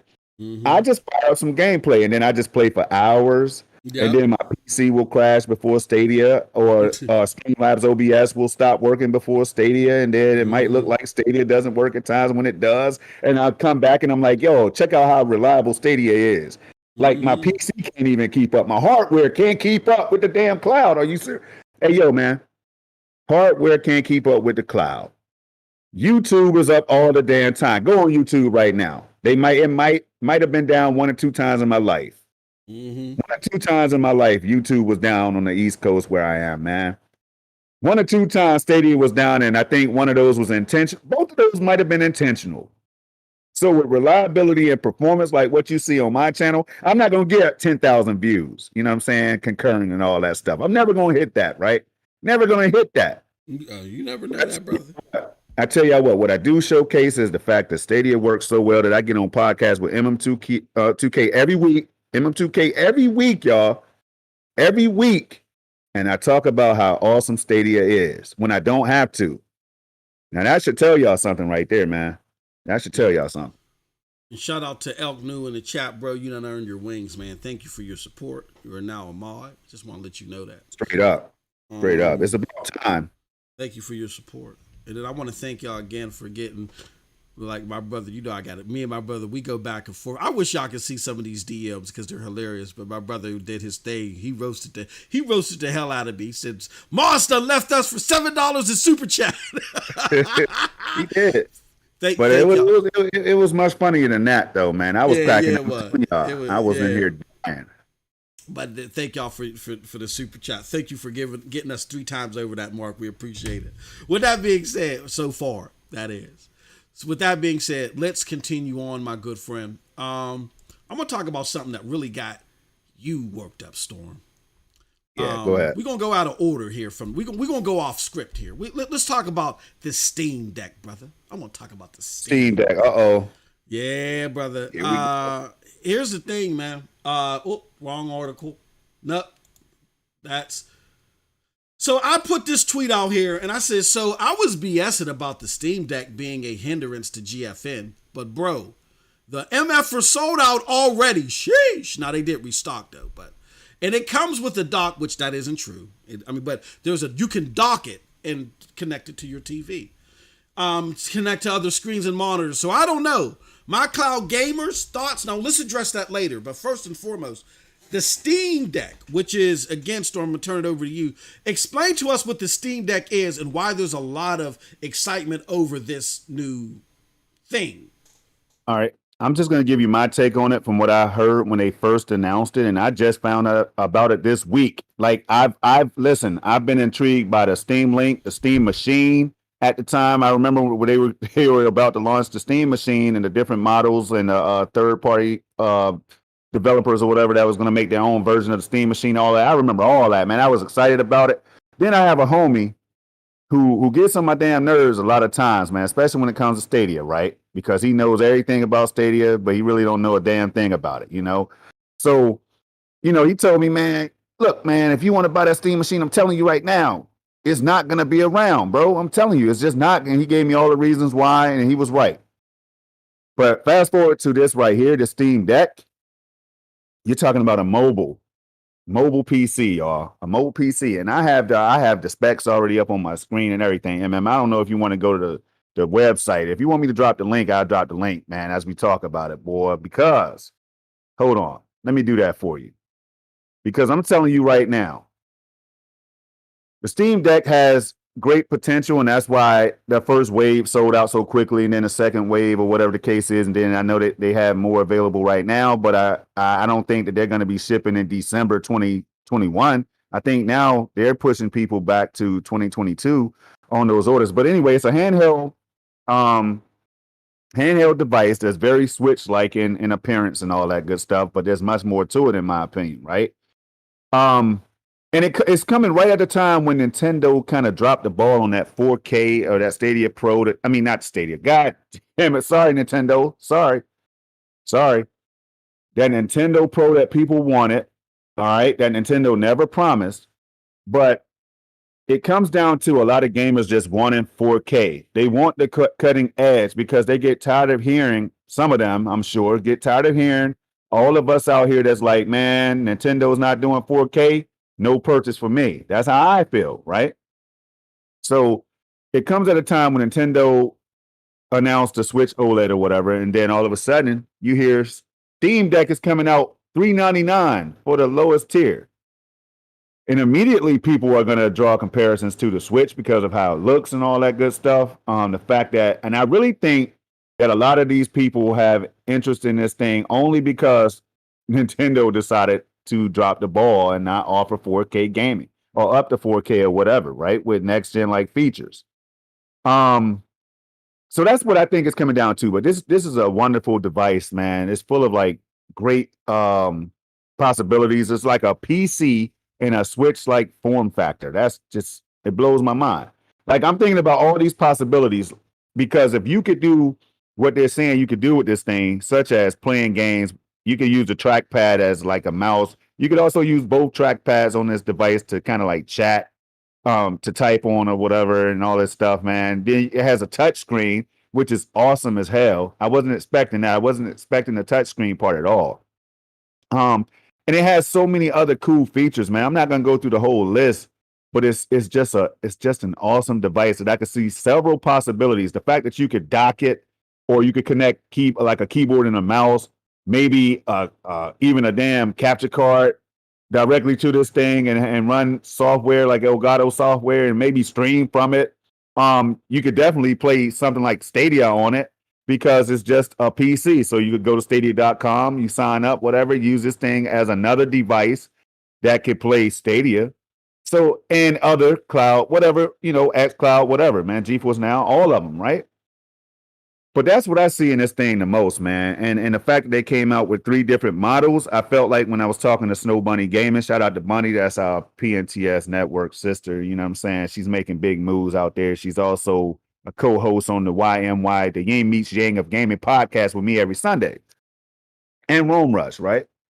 So I'm talking to her and I'm like, at least Nintendo could have came out with a few different models. Like, why didn't it, I mean, or at least another model, like a more powerful model. I kept waiting for that to happen. I'm like, I know what they're gonna do. They're gonna announce that other model after everybody's pissed off. All this noise is going on social media or whatever about this Switch not being up to par, not having 4K and all the things that people want. But as you see, that's a hell of a these specs are so impressive. And I know they're only talking about 1.6 teraflops or something like that, right? But that doesn't matter in a device like this, in a handheld type device that you can also dock and then get greater performance. Because I read somewhere and I saw on this list, the same list that you're seeing right now, that when docked, I think this device goes up to 8K 60 compatibility, 4K 120, somehow, some magical way that I still have to figure out how that's going to happen. It's just, so it's a lot to look forward to. I'm very excited about it. I did not pre-order one yet, because y'all know how, like, for the people that know me, man, I'm not really the handheld phone type. I have a Samsung Galaxy S21 that's supposed to be here, that was supposed to be here yesterday, but I think somebody stole that one from whoever was supposed to be delivering it. So I got to check on it. So I'm not really one that play games on these mobile devices like that, but there sure are millions of people out there that's willing to do so. So the fact that you can have this device, play straight PC games at high settings, some of them, maybe even ultra, depending on how old the games are. I think they have a lot of potential for a lot of different people, man. And I think you can use this device in ways, or you're going to be able to, in ways that we're not even thinking of right now. Period. So that's what I think a lot of people are excited about, and that's why this thing it flew off the it's flying. A lot of people are pre-ordering, put it like that. I'm curious to know how many pre-orders they actually got. And I think if that number is super impressive, Gabe Newell and other people at Steam will release that to the public, man. Because it's something that I have my eyes on, man. What about you? Is he back? Is he back yet? Oh, All right. dang, bro. How Okay. the hell did I mute myself? How the hell did that happen? Because you had something to do, man. Oh, hold on. That whole time I was talking, y'all ain't hear me? Well, they couldn't. They obviously. I hope they didn't hear both of us. I hope you could hear me when I wasn't talking. I mean, when I was talking. No, I did. I swear. What was the last thing you heard from me? Right when you unmuted. I mean, before that. I didn't hear any. Well, no. You pass it to me. Remember? Oh, let's get it right for the people, man. Let's get it right. Yeah. Okay. So when I pass it to you, okay. I wanted to make sure it wasn't before that. Okay. No, because I'm pulling it up. But somehow my mic muted itself because I'm talking and he's like, "Are you back? Like the hell?" Okay, this is crazy. Anyway, no. But everything that you said, Storm, I'm 1,000% agreement with you, bro. Like, but see, here I'm gonna play hater. I'm gonna be a hater a little bit. You know me, high hater. I think what Steam did was ingenious. I think Steam knew. Because okay, let me back up a little bit. What y'all got to understand is a lot of these game companies, even though they're battling each other, behind the scenes they're working with each other on different elements as well. And so there's a lot of things about Google that Microsoft knows. There's a lot of things about Microsoft Google's know. They don't know everything, but there's a lot of things that they know. I think Steam knew that the Nintendo OLED wasn't going to be a Nintendo Switch Pro, but the Nintendo Switch OLED. And it was ingenious of them to drop this after everybody. I don't think this was a coincidence for them to drop this right after everybody saw what that Nintendo Switch Pro / the Nintendo Switch OLED was going to be, because it got everybody excited. Here's the thing, though, to why I say I'm going to be a hater now. And I could be wrong about this, which, if I'm wrong about this, to me, this spells doom for GFN. Uh-oh. No, not doom. I'm sorry. Too strong of a word.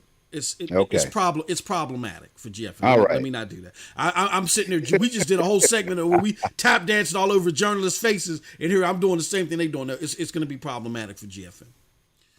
But if I'm right, when people get this in their hands, they ain't going to utilize it. Now, I know you are, Storm.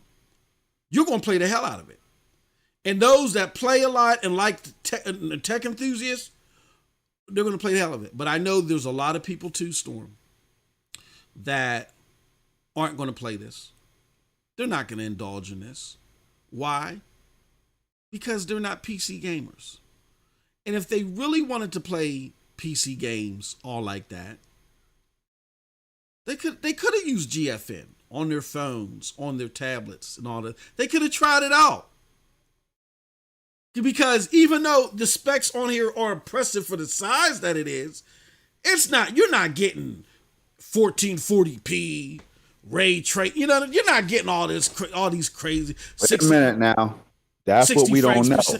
Because when I told you, when they're talking about this thing, the dock or whatever, the dock might be magic, man. When it's allowing you to connect to now, but see, if you got to connect to another device like your PC to get all that performance, then that's weird. See, that's why we got to exactly.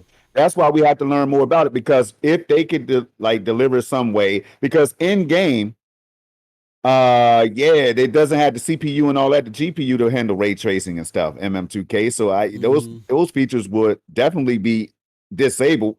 But how is this dock gonna work? How powerful and how much is this dock about to cost? See, this is the thing we need to be thinking about. $399 to get you in, but the dock is an additional $299 or $199 or whatever the case is that will allow you to hit this 4K and all this stuff, ray tracing. I don't know. That's what we need to figure out. And I think that's very strange that they left that information out. Well, and that's for their own proprietary dock. There's other docks that'll work the same, that are cheaper. I saw. But I saw somewhere, and I got to be honest, don't take this with a grain of salt, because I saw some hands-on analysis of this, but I did it in passing and like brushing through it real quick, to where people were saying it's impressive because of the size of this thing in handheld mode, but it's not mind-blowing. You know what I'm saying?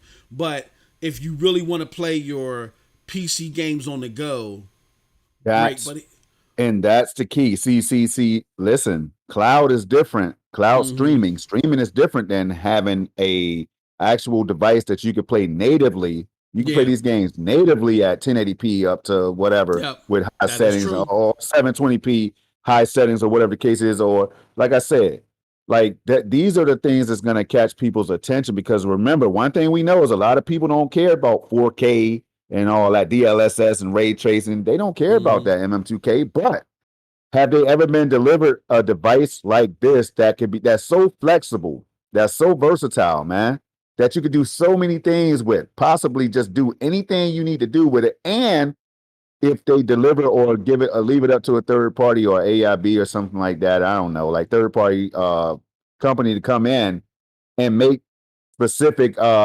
iterations of this thing, man. Like consumers, there might be some consumers that want that portability and that power. Like, you got to understand, see, this is the thing. I don't have a Switch because I don't think it's powerful enough for me and my gaming taste.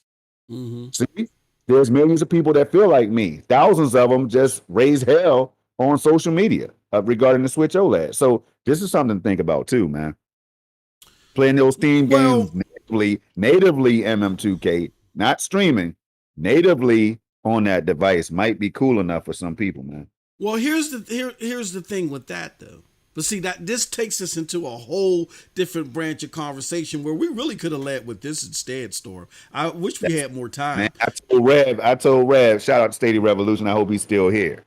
Told Rev, man, we need to talk about the stream. The y'all do. Deck. Y'all do. Hopefully y'all do. So we need to talk about the Steam Deck, man, because it's another device that people can play cloud gaming on. It's portable. You know what I mean? It might be a way to introduce them into it. You know what I mean? There's no hassles. You could try it right there while you're sitting on your favorite bar stool, park bench, whatever, right? That might be appealing to some people, man. Like it might be a good way for somebody like a company like Stadia to link up, or whoever to link up and say, hey, you could try us on Steam Deck right now. Oh, we really? And then they might try. You never know. And I say, Rev and Storm, I hope you guys cover this because this is so integral to cloud gaming as well. I'm gonna get into that in a second. But here's the thing to where I say I think that there's a bubble around this that's gonna burst. I know a lot of people are excited about it. I know you aren't fraud, and I know a lot of us that are listening on fraud, and because those of us that are cloud gaming enthusiasts, we're tech enthusiasts anyway. That's why we don't listen to the BS that's out there in the idiot herd. We're tech enthusiasts, so we're like, no, we got to get this in our hands. I don't need you to bite into my sandwich and tell me how it tastes. I'm gonna try it out my damn self, right? So a lot of us that are showing anticipation for this, we're gonna get it, we're gonna enjoy it and play it. But there's a lot of people that I know that I've seen that's, oh, I bought it, I got it. They did it out of anger and out of response to Switch not dropping a proper Switch Pro, and what they're going to find out is they're not going to like it because they don't play PC games, and the reason why that they got a Switch is to play Switch games. You know what I'm saying? Like they like the games that are on Switch, and you're not necessarily going to get that library, not some of it, but not all of it on PC. You know what I'm saying? So that's why I think for a lot of people that jumped in on this, they're either going to send it back or it's just going to sit and collect dust. Those are my thoughts. But here's the thing where if you're right, Storm, if you're right, then that just doubled down and underlines what we've been saying here on this platform all along. We're still a long way from the general public accepting cloud gaming. Now, I get everything that you said, Storm, about playing it natively. I get where you're going to. That playing it natively is different and all that other stuff. But we're talking about on a portable device. On a portable device, you're not going to get that much difference in fidelity and performance on a natively than you are from a cloud service. It's not going to be that much grandiose. And with Stadia, but let's take Stadia out. Let's talk about GFN. GFN on a portable device, you're not going to see much difference in fidelity and performance than I believe on the Stream Deck. That's just my opinion, right? And then GFN comes with ray tracing. But so many people, and so then you're telling me on a tablet. Just something else that's major that just slapped me in the face, man. Now you're talking about GFN and Luna with PC-like features, but you can stream that on this hardware, and you don't have to worry about the damn hardware. Y'all got to understand my sales pitch out here, man. Y'all got to understand my sales pitch and why I can see Luna and Stadia and all of them trying to say, hey, trying to throw a little advertisement out there, a little promotion. Stream Deck. How many places can you play us? Stream Deck is one. I can see that happening, man. Yeah, they're gonna try and do that. But the bigger question to me is, look at the fast response that people got to a device that plays natively. When right now, if they really wanted to play those games, all they got to do is pay $10 a month. That's true. They could do that now on the hardware they have already. If they were going to do it now. Yeah. That just shows to prove, though. That just proves to show. Rather, I always mix that up. That just proves to show that how the general gaming public, how disconnected they are from cloud gaming, and why it's going to take some time to earn their trust. They're going to go out here, look at these prices. They're going to go out there and pay $400, $500, $650 for the Steam Deck when they can play those same PC games right now for $10 a month. probably at higher settings and stuff At too. higher settings. You know what At I mean? higher High settings. fidelity, high You're visual gonna get high. quality, and all that stuff. You get high. One thing that we do know is that Steam. I think they were saying that it's not 100%. That it's at 60 frames per second. I saw somewhere, but it's capped off at 60. With GFN, you get 120. See, people worry about. I'm telling you, it's the data caps, man. Data caps are huge, Yeah, That's why exactly. probably that that's what they shy away from when it comes to streaming. They think they have this huge fear that streaming is just gonna eat into their bank account, take all their money away, Yeah, and all this stuff. exactly. When you Yeah. can manage that stuff as the consumer, you can manage that. Now, what I would like to see these cloud gaming companies do is somehow put up warnings when you like some kind of reminder about how much bandwidth you've used or whatever. And I know there's a way you could see that, but as a consumer, you have to be For them to responsible do as it well. themselves. Yeah. Yeah, they got notifications about when you need to take a break and get away from the screen. Like, why not throw a bandwidth notification up there? How much you've used already? That could help in areas like that too, man. I don't know. Yeah, that is. This is a great discussion. I really do hope that you and Rev talk about this because it relates to cloud Rev gaming. did his homework. We can really talk to the people, man. If not, then it's just going to be me breaking it down and trying to convince Rev. Rev is going to be like, I'm good. You know what I mean? I already know what my bro is going to do. All right, let's do this real quick because we got 15 minutes before we get to the top of the hour. Oh, I didn't mean to do that. We got 15 minutes before we get to the top of the hour. Let me go over this way. Let's open up the phone lines, Storm. Let's do it. Because you know how we do. We could talk about. We had two big subject matters that really were enough to take up the whole damn show. I mean, I want to talk about the Steam Deck damn thing forever. And I talk about it in my conversation, I think. However, if you want to give us a call, give us a call. That number is, did I take it out of the? Hold on 1 second. There we go. Phone lines are open. Give us a call. 724-739-3612. 724-739-3612. Give us a call. Let's talk about anything that you want to talk about before we close out the show. Two last topics that we could just throw up there real quick, Storm, is what are your thoughts on this whole Netflix of gaming thing, man? Netflix is getting into gaming. People are excited about it. People found out that Sony could potentially be working with them, where Ghost of Tsushima could end up on this streaming service, and the revelations of you watching the Witcher series and then being able to play the Witcher game was brought up. I mean, what do you think about this altogether, bro? Well, people have those ideas and those possibilities, but they already exist on Stadia and the cloud gaming that you already have. Netflix does not need to be the one to bring all that to get you, excited, because this stuff has been thrown out there before. Again, it goes back to that research, man. That should be today's theme. I know we didn't make it today's theme, but you got to do your due diligence, do your research and all that, man, because some of these companies already had that focus in mind. We're talking about native features like crowd play, crowd choice, and all that stuff, and whatever Twitch is going to call theirs, and their crowd choice or whatever the deal is. You got all this stuff already out here now. Netflix, see, this is going to be big because this right here is the Netflix of gaming. So I tell you what, they better not do, y'all. They better not come out here and drop the ball. Oh no, they can't afford to come out here and drop the ball. Not Netflix, because Stadia was supposed to be the Netflix of gaming. xCloud was supposed to be, to some people, the Netflix of gaming, right? Yep. Now Netflix is coming out here. We are the Netflix. Oh, we got a phone call. Hello, you are live with Project Storm MM2K. Who is it that we're talking to? Our good friend.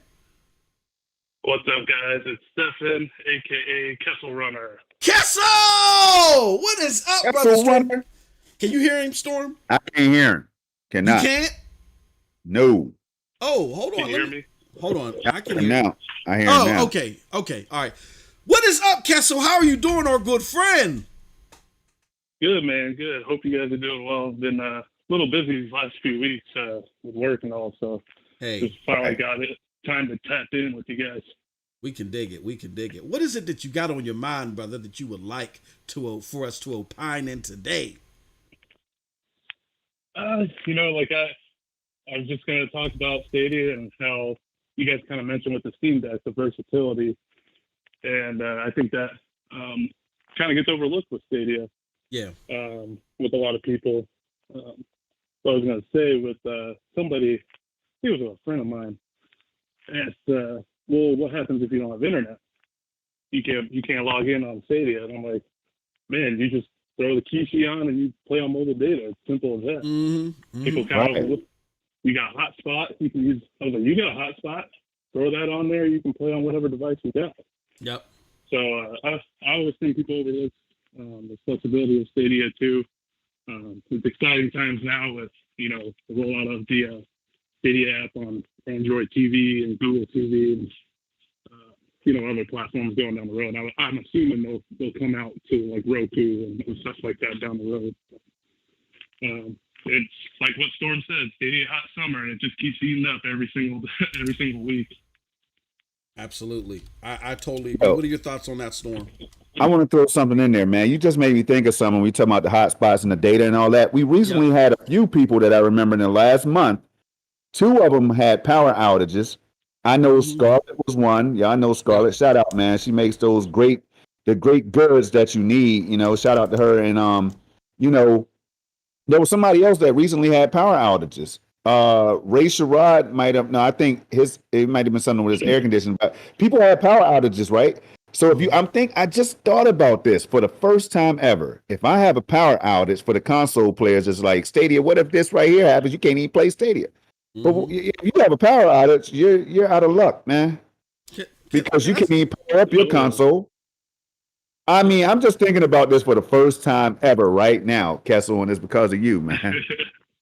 And I actually was one of those people that had power outage. I was out, no internet, no power, no nothing. And it was probably around like 10 p.m. at night. And I'm up here in upstate New York.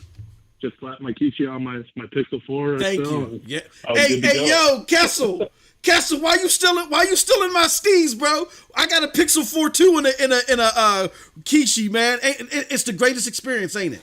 It's great, isn't it? I love it. Oh, especially man. You got some time at work. You got a little break. Slap on there, tap in for 15, 20 minutes, and you just can't do that with other stuff. Absolutely. That's what Stadia just opened the door for me, and being a dad, now being able to have those long, gaming sessions like I used to. Exactly. So it's just reinvigorated my love for gaming, and I even sold my PS4 Pro, so I'm all in on Stadia. Hey, brother, I could get you. I'm with you. We're with you 1,000%, man. Great point. Hey, Kessel, thank you for calling in. We're going to get some other people on here too and get their thoughts. But, bro, you hit that right on the nail, man. Thank you so much for your call, man. We appreciate it. Thanks for having me, guys. Keep doing the great good looking, work. Kessel, man. Peace out, brother. Man, hold on, man. We got cold drinks out here. Said, didn't Stadia just optimize for mobile data to use less data as well? Absolutely. They certainly did. And they're going to continue.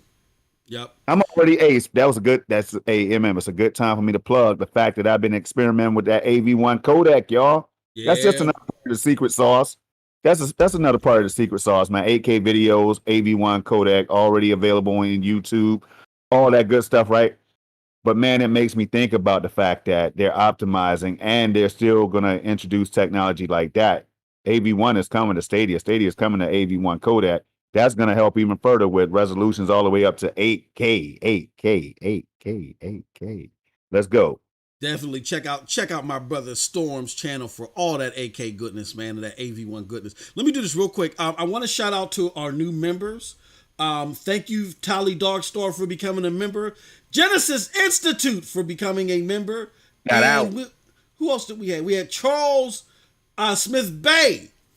Thank you very much. We appreciate all of y'all.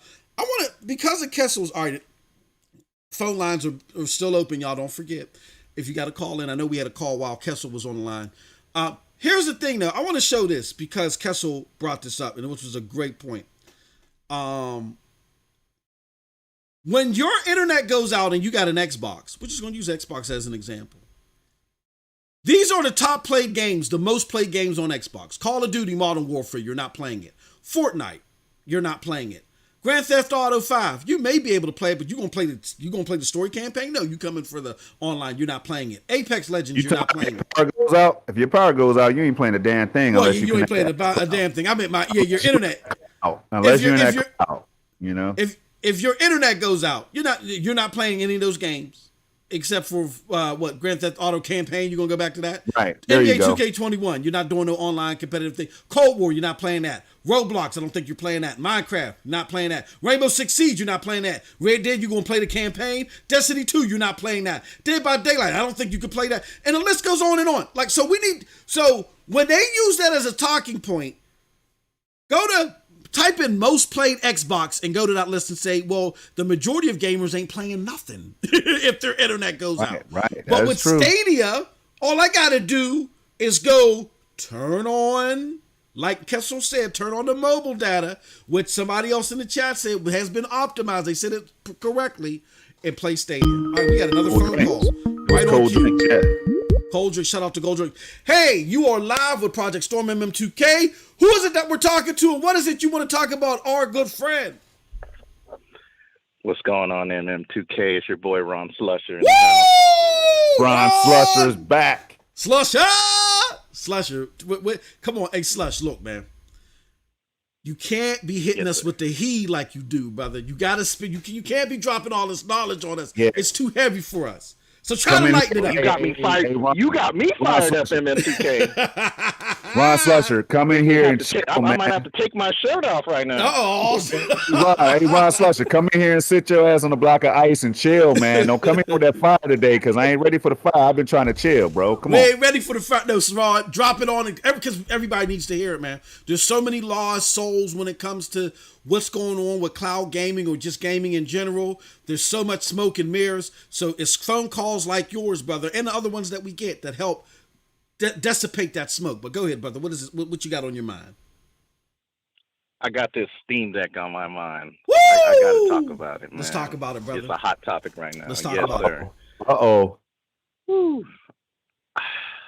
First and foremost, I'm a GFN user. GFN comes first. Got you. Before Stadia for me. Okay. Just on preference. Yeah. Why am I going to pay $399 and then an additional $300, $200, whatever for a dock? That's all I'm saying. That's what I'm saying, brother. Go ahead.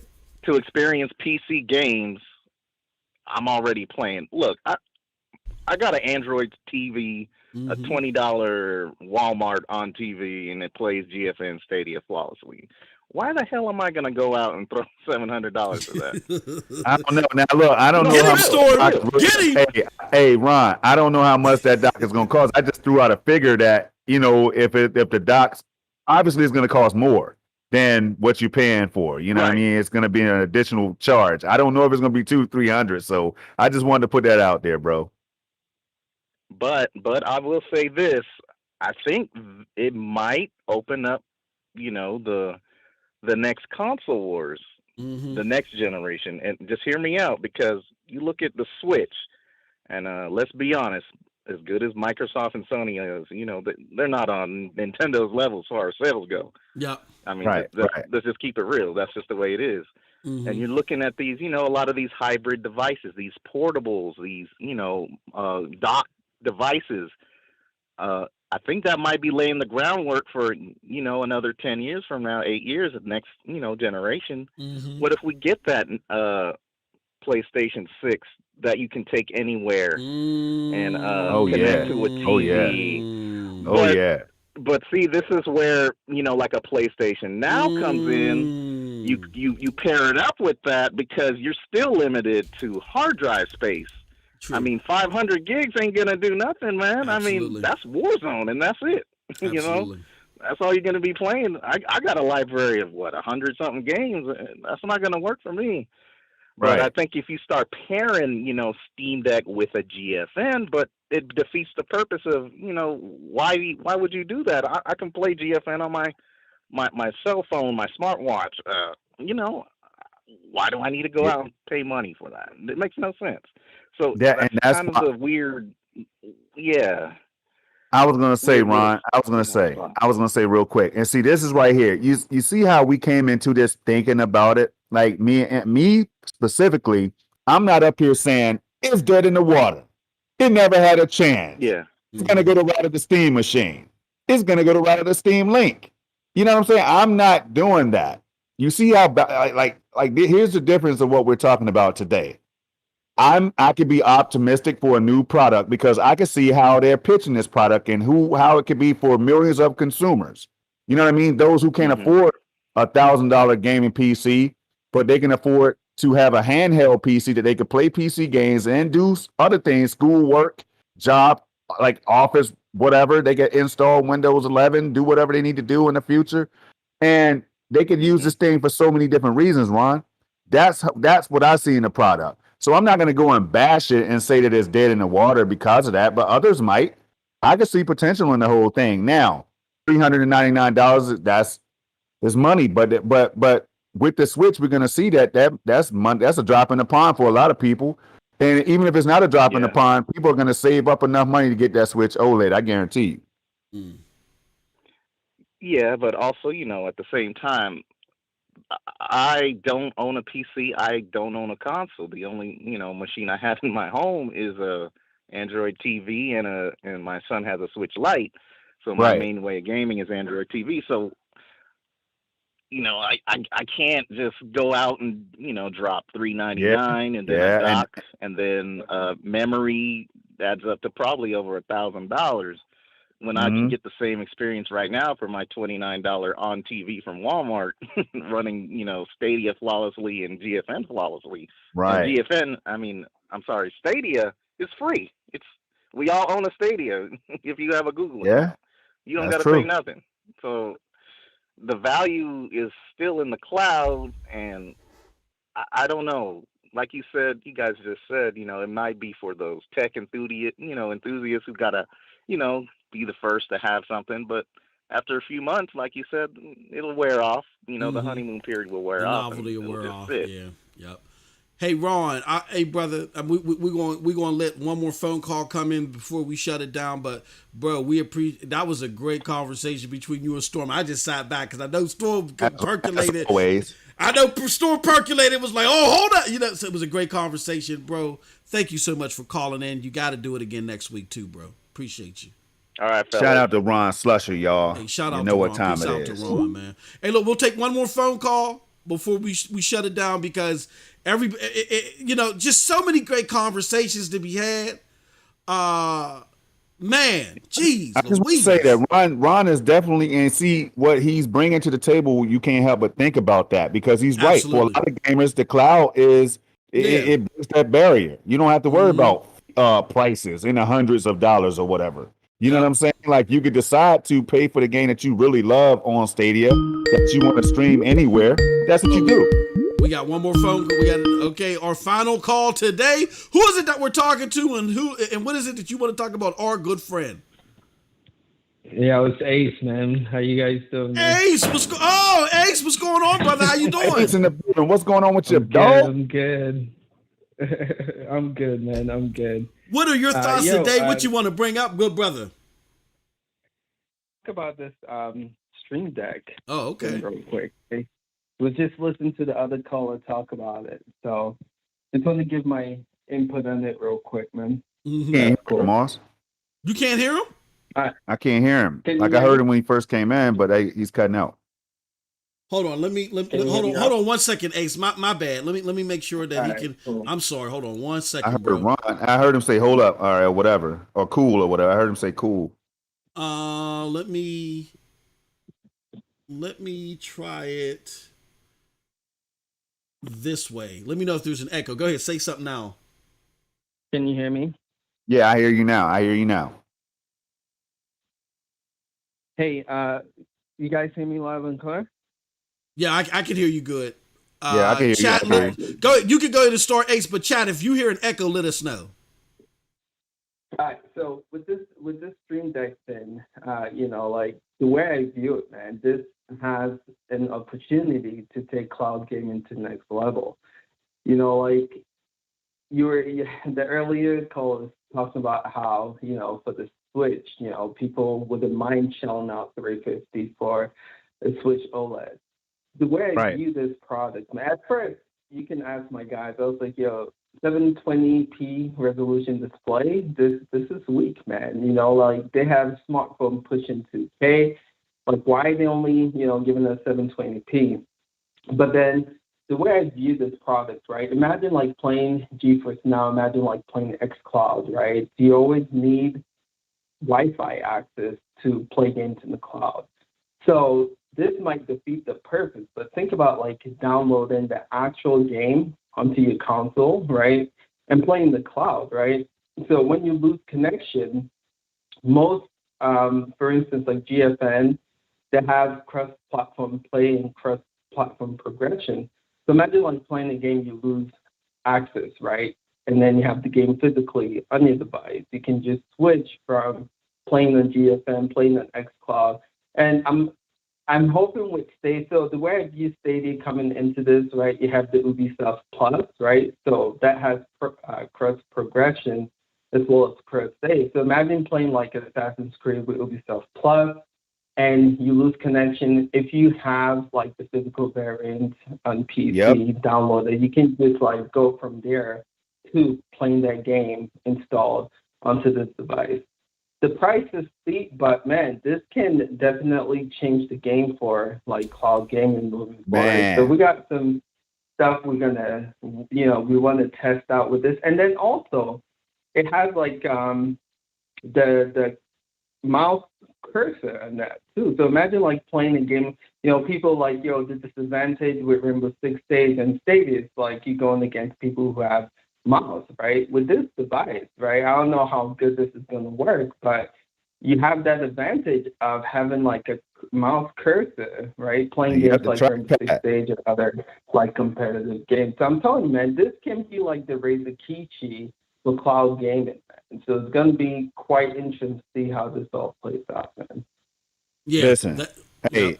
Man, let me throw something in. Ace, you came in here some good points, man. Straight up. Like, that's what my enthusiasm is all about. Like, this is why I say, Ace, that I could see so many people seeing the potential of this thing and saying, damn, I could do this on the go. I could connect this device directly to this thing and dock it and use it like they did in the photos, which were beautifully done, by the way.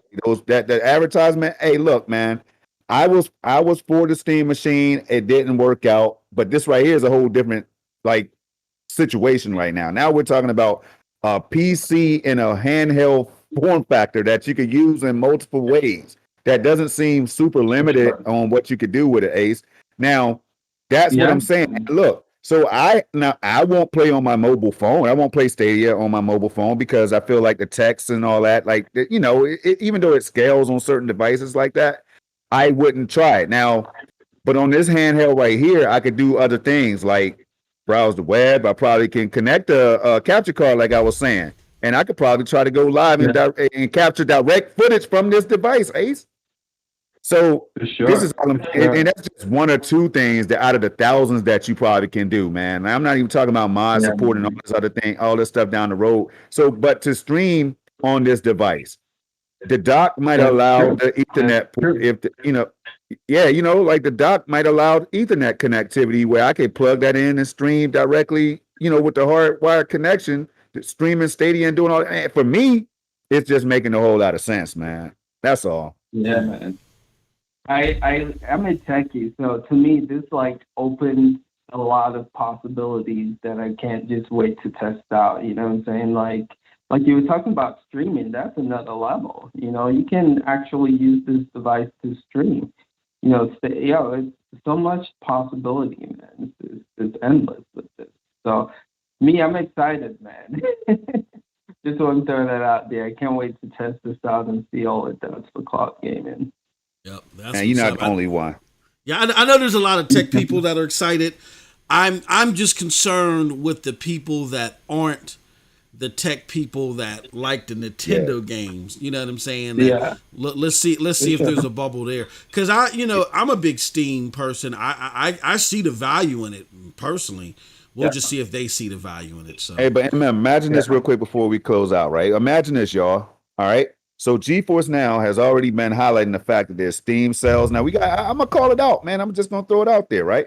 They have already shown that they advertise Steam already, right? So this is why I was trying to hint at earlier in the show, where for GeForce Now and Stadia, they definitely had the potential to say, "Hey, Steam, we got y'all, man. Play all these games right here, hundreds of games, boom, on Steam Deck. Try it right now. Console, hand, a Nintendo Switch like handheld, whatever, blah blah blah blah blah, right?" And then the latest Steam sales is going on right now. Check it out. Play this game right here. Get it on us on the Steam Deck or whatever, man. I could see partnerships like that happening for this device too. Yeah. Man. So I'm done with it for now, but I'm definitely excited about the potential of it. For sure. Yeah, man. We'll wait and see, man. It's gonna be quite exciting. But just that I'll stop by, say what up, man, and give my input on that, man. Hey, appreciate it. Ace, thank you so much for calling in, good brother. Thank you for your thoughts. And tune in to Ace later on today on Cloud Gaming Extreme, 5 p.m. Eastern, right, brother? Yes, sir. All right. CGX, check them out. All right, thank you, Ace, for your phone call. Appreciate it. All right, yo. All right, peace. All right, man. Peace out, y'all. Shout out. Yeah, I know. Look. Hey, Moss, it's big, bro. I like the fact that you had a different take. This is what we do here. We get people thinking on both sides of the fence. Balance, Moss. Yeah, it's absolutely. Balance. That's what it has to be about, man. I'm just, again, like talking to this audience, it's a no-brainer. The majority of us see the value in it. I just know with my mainstream gaming experience, I see a lot of people hopping on this as a reaction to what they didn't get from Nintendo. And I'm wondering how, because I was with you, Storm. I thought the Stream Box was going to be it because I love PC gaming, but I want plug and play out of PC gaming. And the Steam Box just didn't do it for the general consumer. This seems to be going over a lot more enthusiastically with the general consumer. Let's just see how if they maintain that enthusiasm. For obvious reasons, like having a PC in your hands at all times on the go and wherever you want to take this device and being able to do all these things you could do with a PC in your hands, MM2K. Even if you don't game, guess what, y'all? Some of these people might pick this thing up and they don't even care about gaming. Yeah. You know? Like, it's crazy. And then some people are going to pick it up knowing that you might be able to stream those games from your PC to a bedroom upstairs in your house without bringing your computer upstairs. Y'all better stop, man. Steam, holla at your boy. I'll promote it. Let me know, man. That's how this thing is serious. It has serious potential. I think some people will start to see more and more of that potential as the weeks come, man. Hopefully, if they don't drop the ball on that. They have an opportunity right here. I think that this is a phenomenon that is interesting to see as a gamer. I love it.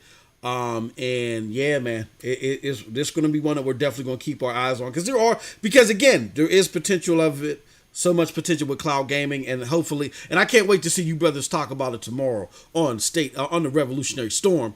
That's going to be on Project Storm's channel.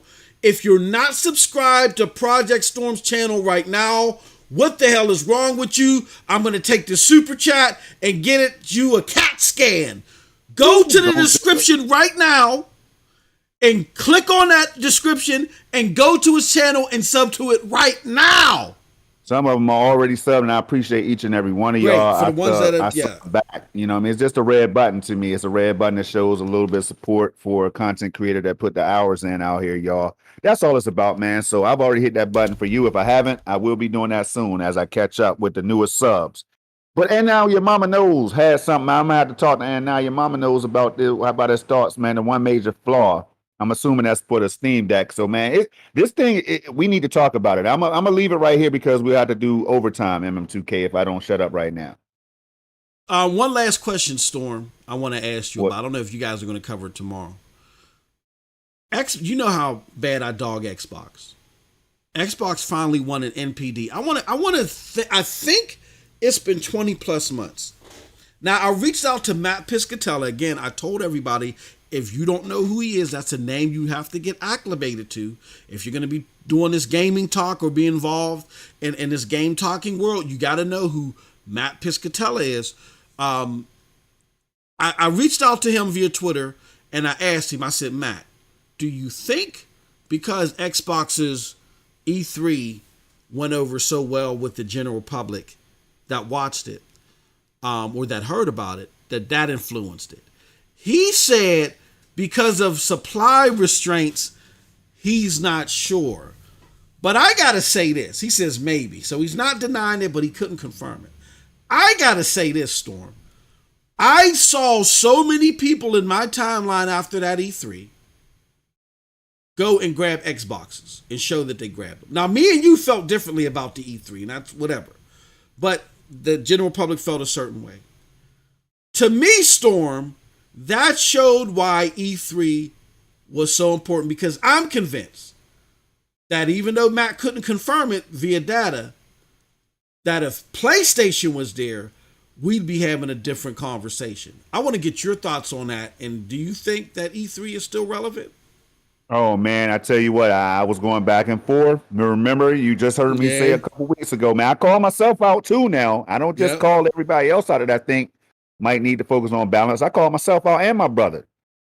I said I could see benefits of going to like a more digital platform. I also say that I don't think that, and the developers, I'm sure the developers in the chat, developers that might be checking this out, man, I don't hate the devs. I do praise developers and publishers all the time, right? Yeah. But for me, I saw the shift going toward the digital age, especially, the pandemic kind of changed my mindset, and so I could see them saving a lot of money that it costs to go and set up an event like that, travel expenses and all that stuff. I see them saving a couple coins here and there by going digital, and you can still have a positive impact by using social media on top of going digital with the digital type announcement, right? I know they don't hit the same for a lot of people. MM2K, E3 is a place, like you told me, to get hands-on with the latest wares and all that good stuff that you could just see. You can walk by a booth, walk by a table, get your hands on the products and stuff like that. That is very important. Man, and also in this case right here, putting that appeal out there and promoting your platform and all the changes to the world on a stage that's seemingly by yourself because Sony's not there, that's huge, man. Yeah. Like, that's something I overlooked. I'm not even gonna lie to you. I overlooked that fact. And based on the latest NPD results and all that, it shows that, hey, this was a bigger E3 than what we thought on this side of the fence right here for Xbox. Now, I will say that. And I gave it a score, a 2 out of 10. That's because I wanted to hear more about what they were doing with xCloud. I wanted to see a little bit more gameplay in the trailers and stuff like that. But just like you all learned, you learn from 6-4. You talk about it all the time because it haunts you like a bad dream with Freddy Krueger in it. You learned that sometimes it's not about what we think.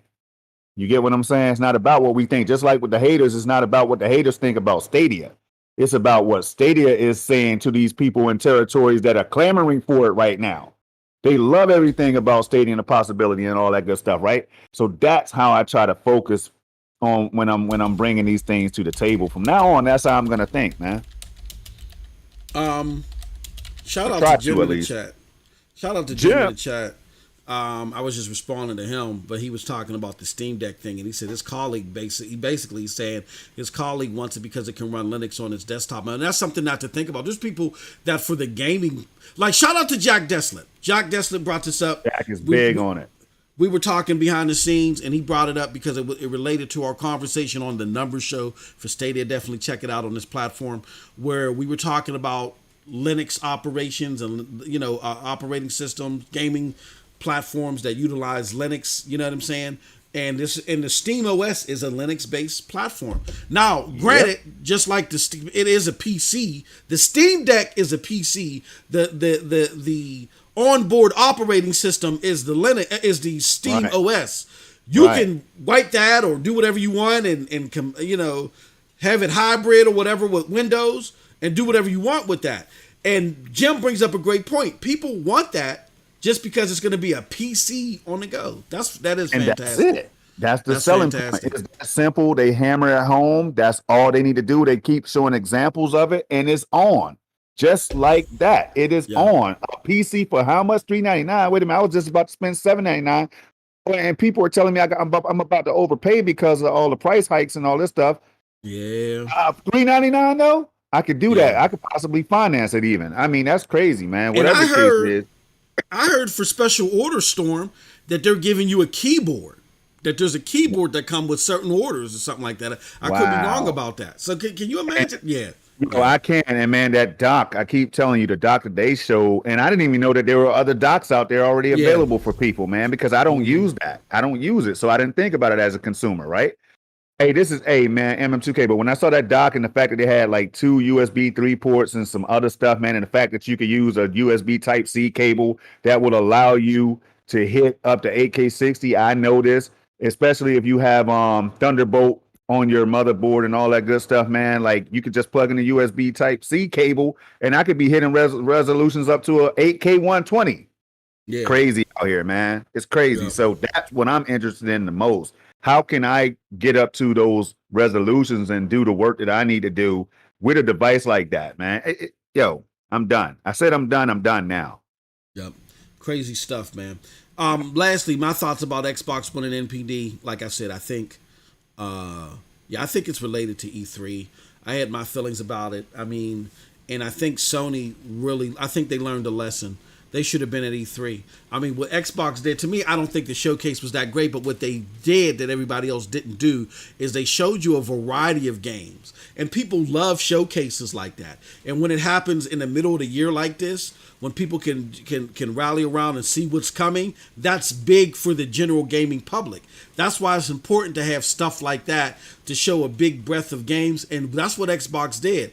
Xbox showed you a big breadth of games, put the Xbox label next to it, and that was big for the platform. I don't think the showcase was great, in my opinion, but I think because they showed you such a variety of games that you really didn't see such a variety show in a long time from anybody else, that's what scored home with them. So PlayStation, look, man, I get it. The Horizon Zero, the Horizon West, Forbidden West, and the individual God of War show, they're going to be great. But you gotta have like an E3 presence type of feel in order to win people over, and not just spotlighting this one game here and this one game there. That's not going to do it. I mean, y'all, again, they are ahead still by a mile. But I know how PlayStation thinks. PlayStation wants that foot on your neck. Because PlayStation is at the heart of Sony's business. Where even Xbox is a big part of Microsoft's business, but it's not at the heart. You see what I'm saying? So Sony got to operate with that foot on the neck. So, Sony, if that's your MO, then you can't leave no stone unturned. Don't let Xbox's failures last generation make you think that it's easy peasy. I mean, you're ahead by a mile, but don't slip up. Don't get arrogant. Y'all better either come with a better showcasing than these state of plays, where you're showing a more variety of stuff that's going to have a bigger impact like how Xbox was able to get, or you better show up at E3. Just sell out the 8 million. Go ahead, brother. Yeah, and that's real, because some of the big time supporters of PlayStation, man, or feeling like the last state of play was kind of like it was exactly. Okay. I'm hearing, shout out to my homie Rome Rush, who I think I was more enthused about this, and Rome loves PlayStation and everything about it, right?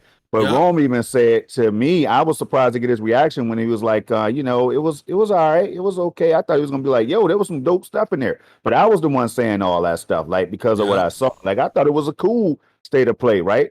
So the state of play might not be enough. And that's why you see Stadia out here having Google for Games Developers Summit that people might sleep on, but they also could do connects, and they also could reach out to other individuals like big YouTubers and connect with them and whatever the case is. So this is what we try to get people to think all the time, man. But I'm good on it today, MM2K, man. I think this is a hell of a show for me. This was a hell of a show. We've been going over, man. It's been so much stuff out there, Storm, and we finally, had a week during the summer that was just buzzing all around, man. Crazy stuff. We can't even touch on right now. It's crazy. But before we go, Storm, can you please let people know where they can find you, and definitely what you're going to be up to tomorrow? All right, you can find me looking for games like Stadia that's coming to Stadia later on this year, and other platforms. But shout out to Brian Chappelle, man, for highlighting that one and making the video to bring that to my attention. Stadia coming to Stadia Yes. Possibly day and date if I'm not mistaken. And also other developers trying to get on board with Stadia at the right time. You know what I mean? Some before and now. I'm sure after all of the announcements that they made at the Stadia keynote. So man, you can find me looking for stuff like that, and you could also find me on my channel right here. You know, Project Storm. You know, look for the avatar that you see on the top left of the screen right now. You know, look for that avatar, that logo. Type in Project Storm 4K. Type in Project Storm 8K. Type in Project Storm Stadia. You're gonna find me. And Yes, you can sir. also find me on Twitter, you know, out there. I don't really run my mouth as much, you know. I don't get into a lot of the hoopla, but I let MM2K do all that, and then I just put a like on it. You know what I'm saying? You can find me over Smart man. in the Twitter streets, you know. Sometimes my DMs are crazy, you know, messages don't pop up like they should be and all that good stuff, man. But that's where y'all can find me too. And lastly, you can find me tomorrow, right back on my channel, Project Storm channel, with the the Stadia Revolution. God damn, I'm giving Red too much props, man. The Revolutionary Storm with me and Stadia Revolution, where we break down everything, y'all. We break it down in a way that only we can. So you can find us starting at 11 a.m. tomorrow morning on my channel. And also on Yang Meets Yang of Gaming. Unless something changes, we're also going to be live with that show on Snow Bunny Gaming tomorrow at 2 p.m. Eastern. All these are Eastern times over here. Yes, sir. So check us out, man. I'm out. Absolutely. And you can catch me here, of course, MM2K. You can catch me here on the Stadia Dosage platform. And give it about, you know what? I know, I'm going to say, I know, my bro is going to go live at 2 o'clock, Jim. So I'm going to say at 4, maybe at 3:30, something like that. I'm going to run this special for y'all. Stay tuned on MM2K videos. The first episode of Rock Out and Talk Out with MM2K. It's a show for me to try to connect to the general gamer again. Over on that platform, and we're gonna talk games, and I'm gonna show y'all the power of Stadia or PC or PlayStation 5, whatever I'm playing that moment. I might even try some xCloud because I've signed up for that for 3 months, thinking that they was going to bust out of the scenes. But whatever. So you know, we'll rock out and talk out over there. So be in tune for that. Go to MM2K videos. The link is in the description below. With all that said, thank y'all for joining us, man. This was a hell of a show. Chat was bumping, calls was bumping, all that stuff. And until next time, have a wonderful, wonderful gaming day. Get ready for our good friend Gem Beer Gaming going live shortly. Peace. Stay cool and get some gaming in, y'all, like me. Hell yeah.